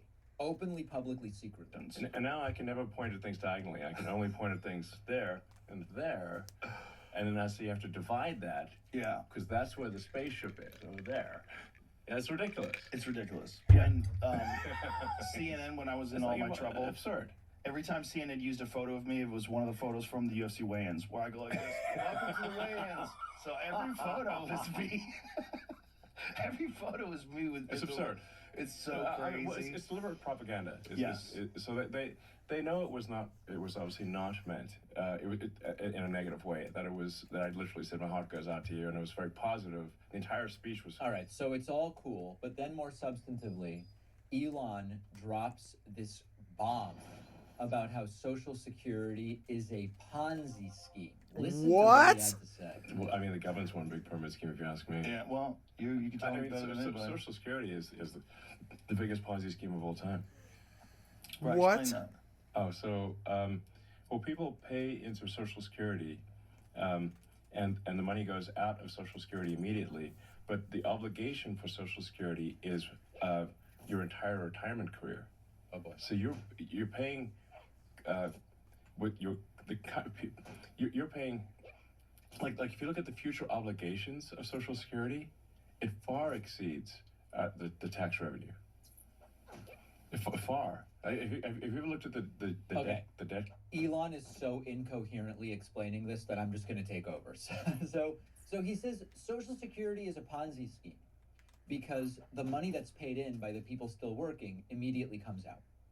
Now, a Ponzi scheme would be there's really no money invested. Okay, so the way a Ponzi scheme works would be investor number one invests $1 million and you think that it's invested in a mutual fund, for example, and it's not, right? Just like the people running this fund are just taking the money.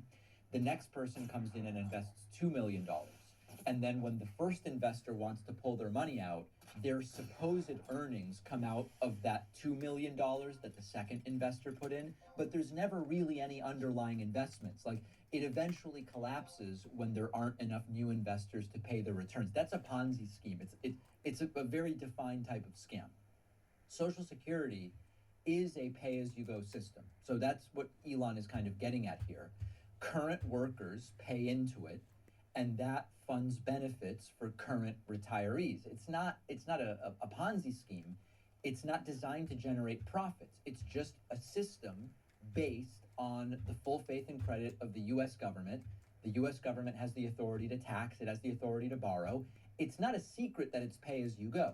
Social Security is designed to be self-sustaining over time. Now, the issue we are coming up against is that as more people retire, if you have more retirees relative to workers, you can have an insolvent or partially insolvent Social Security trust fund. Right now, if nothing is done, right, this is if you do nothing, the trust fund would be depleted in the mid-2030s. That's if you make no changes. But it would still be able to meet 75 to 80% of scheduled benefits. So it would be depleted in terms of accumulated money, but everybody would still be able to get 80% of their promised benefits. It's not a collapse, it's just a shortfall. Now, with some small adjustments, we've talked about a slight raise to the cap, there's a bunch of different ways to do it, you solve the problem. That's not a Ponzi scheme. It's the system as designed with a growing imbalance of workers to retirees, which needs to be addressed. Not the Ponzi scheme that Elon makes it out to be. No. Now, at another moment during this interview, they spoke to Grok. Grok is the Twitter AI chatbot, sort of version of ChatGPT. Very funny stuff. Clever? No, she's just a pain in my ass. Yes. A fucking conspiracy theorist? Yes.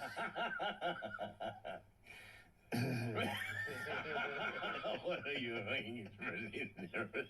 Isn't that funny? It's really, really funny stuff.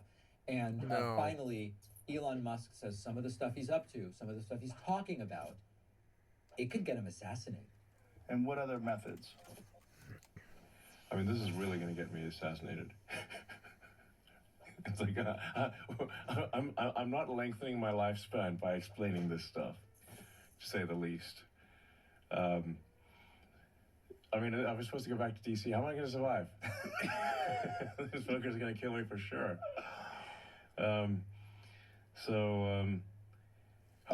In fact, I do think like it's like I actually have to be careful that I don't push too hard on the corruption stuff because it's going to get me killed. Right. If he really, this is why he won't be able to root out corruption, because he's ready to do it. He's ready to do it, but they'll kill him.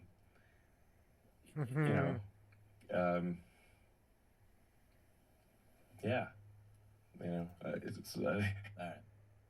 Anyway, the fact that this guy is arguably the most powerful person in American government right now, if it doesn't terrify you, you must not be paying attention. I am not exactly a wizard at building and fixing stuff around the house. I leave it to the pros. I recently moved, and the blinds in my new home office looked like they were from 2005. The room needed a little updating. So I went to 3-Day Blinds, the leading manufacturer of high-quality custom window treatments in the U.S. You don't need to leave home to shop for blinds. 3-Day Blinds has local, professionally trained design consultants with an average of more than 10 years of experience. They'll come to your home, they'll give you guidance, they'll tell you, here's what would work in this space. The quote is free with no obligation, and their expert team will then design, measure, and install everything. So you just sit back and relax. You don't have to do anything. I love the new window treatments that 3-Day Blinds got me for my office. It looks great. Schedule your free, no charge, Oh my God. no obligation consultation. You'll also get their buy one, get one 50% off deal on custom blinds, shades, shutters, and drapery when you go to 3dayblinds.com/Pacman. The link is in the description. Okay.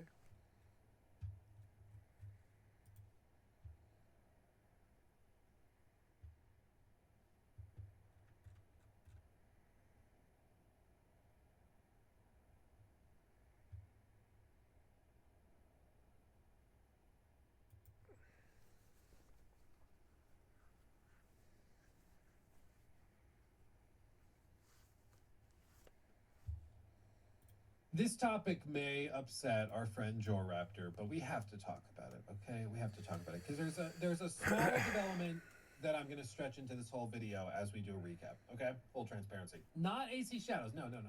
Of course, Horizon.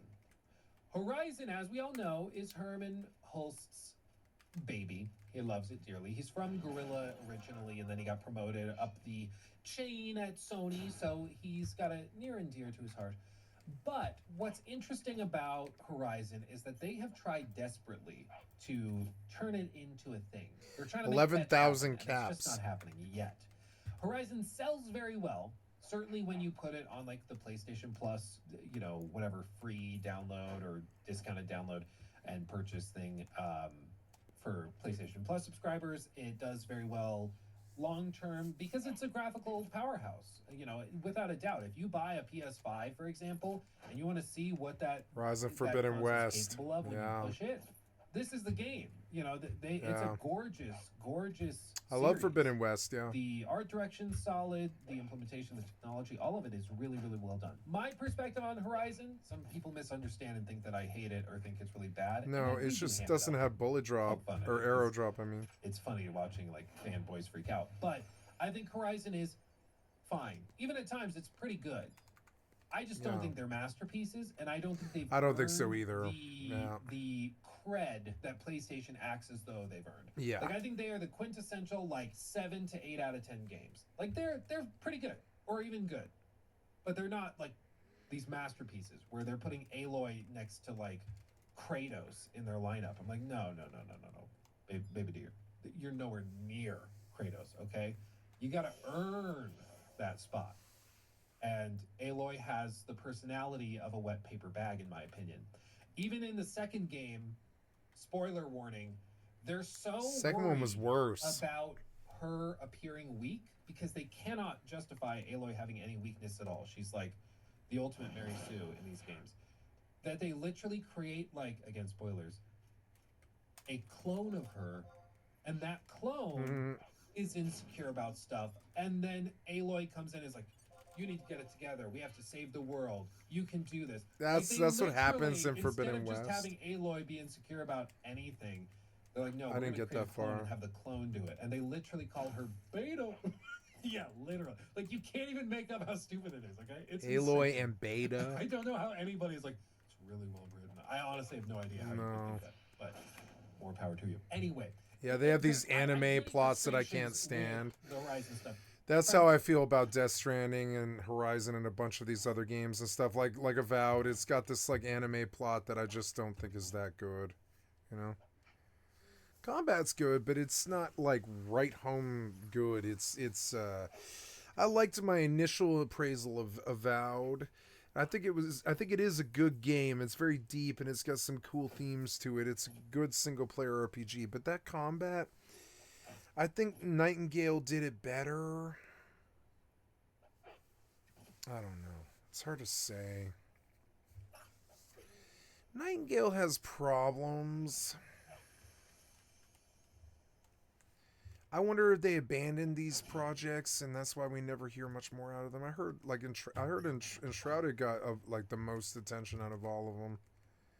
Enshrouded's supposed to be doing really good. I haven't visited Enshrouded in a long time. Enshrouded was a good game and had good combat and good farming and stuff, but it didn't really have like an economy and it didn't really have like, there's a lot missing from it too though.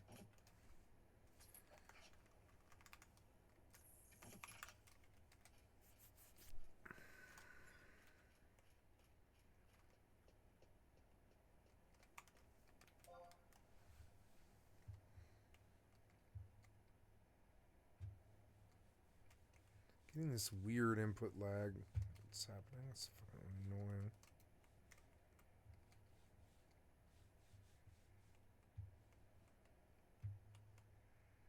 Fallout quality tester.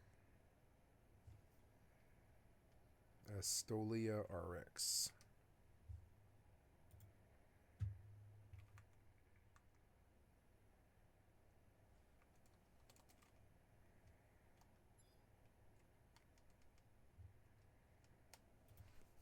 Primarily because of that. Like, they're so focused on trying to make Aloy a thing and Aloy this, like, hardcore mascot of PlayStation that it just feels like they're unwilling to actually write a compelling, interesting character from the ground up. And instead, they're just trying to skip to the part where everybody cherishes everything that she does. Sorry, got lightheaded. So they've tried spin-off projects. They've tried the Call of the Mountain, I believe is what it was called, the VR game, and then they tried the Lego they Adventures oversold game, her. which was like 6.5. Aloy wasn't good enough, and was not reviewed very well. I was because it surprised when they very made a just sequel. haphazardly thrown together, and it just even Horizon fans were like, this is pretty minimal, you know.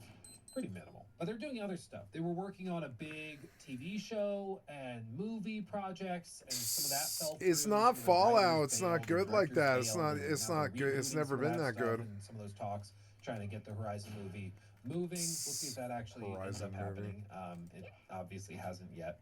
Oh yeah, the other thing, I just have to mention this because it's like I saw somebody on X post a simple phrase about Horizon. I thought it was brilliant, and I'm sorry, it was like some person with like 15 numbers next to their name. So who knows if it was even a real person? But what they said was, Horizon is a game that pretends to be an RPG, and I thought that was brilliant. I was like, yes, exactly. It pretends to be an RPG. It's a game that like gives you these dialogue. It didn't choices have that are arrow like the fist, the heart, the arrow brain, drop. whatever It had a and lot you of choose different dialogue problems. options, and it literally does nothing. Like, it has no effect on anything at all, and they're like pretending that it's really deep and meaningful. You got to think about your dialogue, and it doesn't matter. Like, none of it matters. None It's of it just matters. a game Yeah. that's trying to appear like something it's not. Yeah, like the first one kind of tricks you into believing that it's going to have a good story because your dad dies and all this terrible shit happens. And then you just sort of like go through the world and you're like, wow, this is a huge, huge open, cool world for console. I actually thought it was a very good world.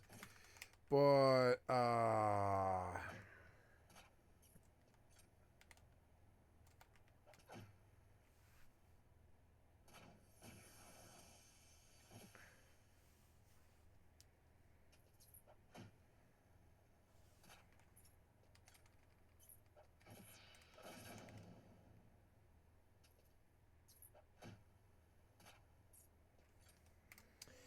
I don't feel good about this, so I'm going to use a Persico's Allay here. You didn't do it? Do it. I can't remember what's cheaper. I think it's the Persicos.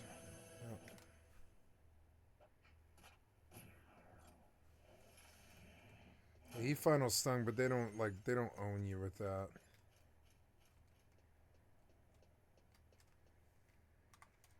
I got 27, which is pretty good. I might be able to get my skull. I don't know. Just gonna sit down. Tuck to the Master of Ceremonies.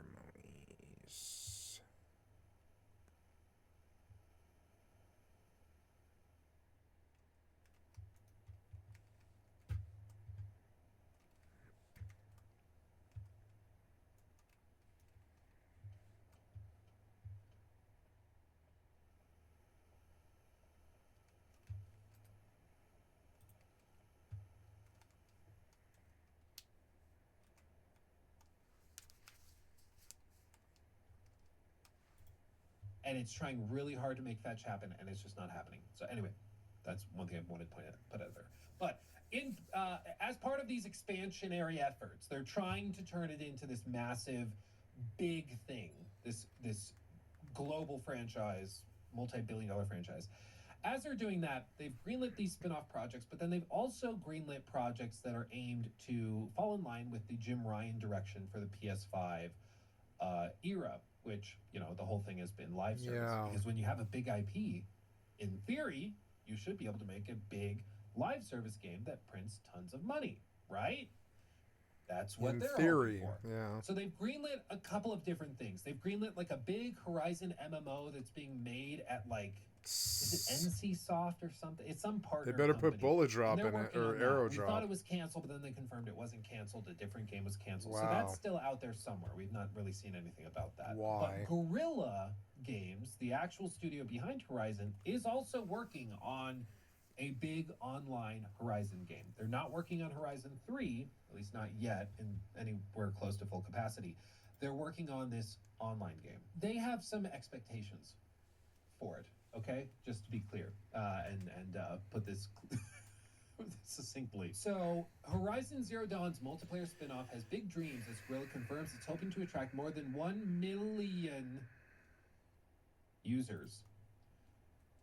As whispers about the multiplayer Horizon game continue, it appears that developer Guerrilla Games could be expecting to deal with a lot of concurrent players. As a new job listing suggests, it's looking to hire somebody with experience handling at least 1 million global users. Now there's no job posting. It's since been taken down. But taken from that job posting, the page specifically mentions, quote, the online infrastructure team, which owns our online multiplayer game infrastructure. Its goal is to develop systems that enable game developers to reliably build and operate games on a global scale. And it adds, we are deeply invested in the implementation of industry best practices in the areas of platform engineering and infrastructure management. So they're looking to hire somebody that's willing to juggle or able to build a system that can juggle over 1 million players. I love the ambition. I love it. I love it. It's giving confidence. It's giving passion. It's giving what's the term? Pipe dreams. When previous projects have not amounted to much, so we'll see. Hubris. Yeah, Ali, I think you're right. Hubris. Listen, Concord collapsed. In many ways, it's delusion. Concord collapsed for a lot of reasons, okay? Chief among them, in my opinion, because it wasn't a game anybody wanted, okay? Nobody was asking for a kind of crappier version of Overwatch. Nobody wanted it. And as a result, they peaked on Steam, at least, with a all-time high of 697 players. And what makes this even funnier, and I've showed this before, is, I'll see if I can find it real quick. Yeah, so some people, this guy, Kevin actually runs, like, the community management stuff at Sony Bend Studio. The guys that did Days Gone and all of that.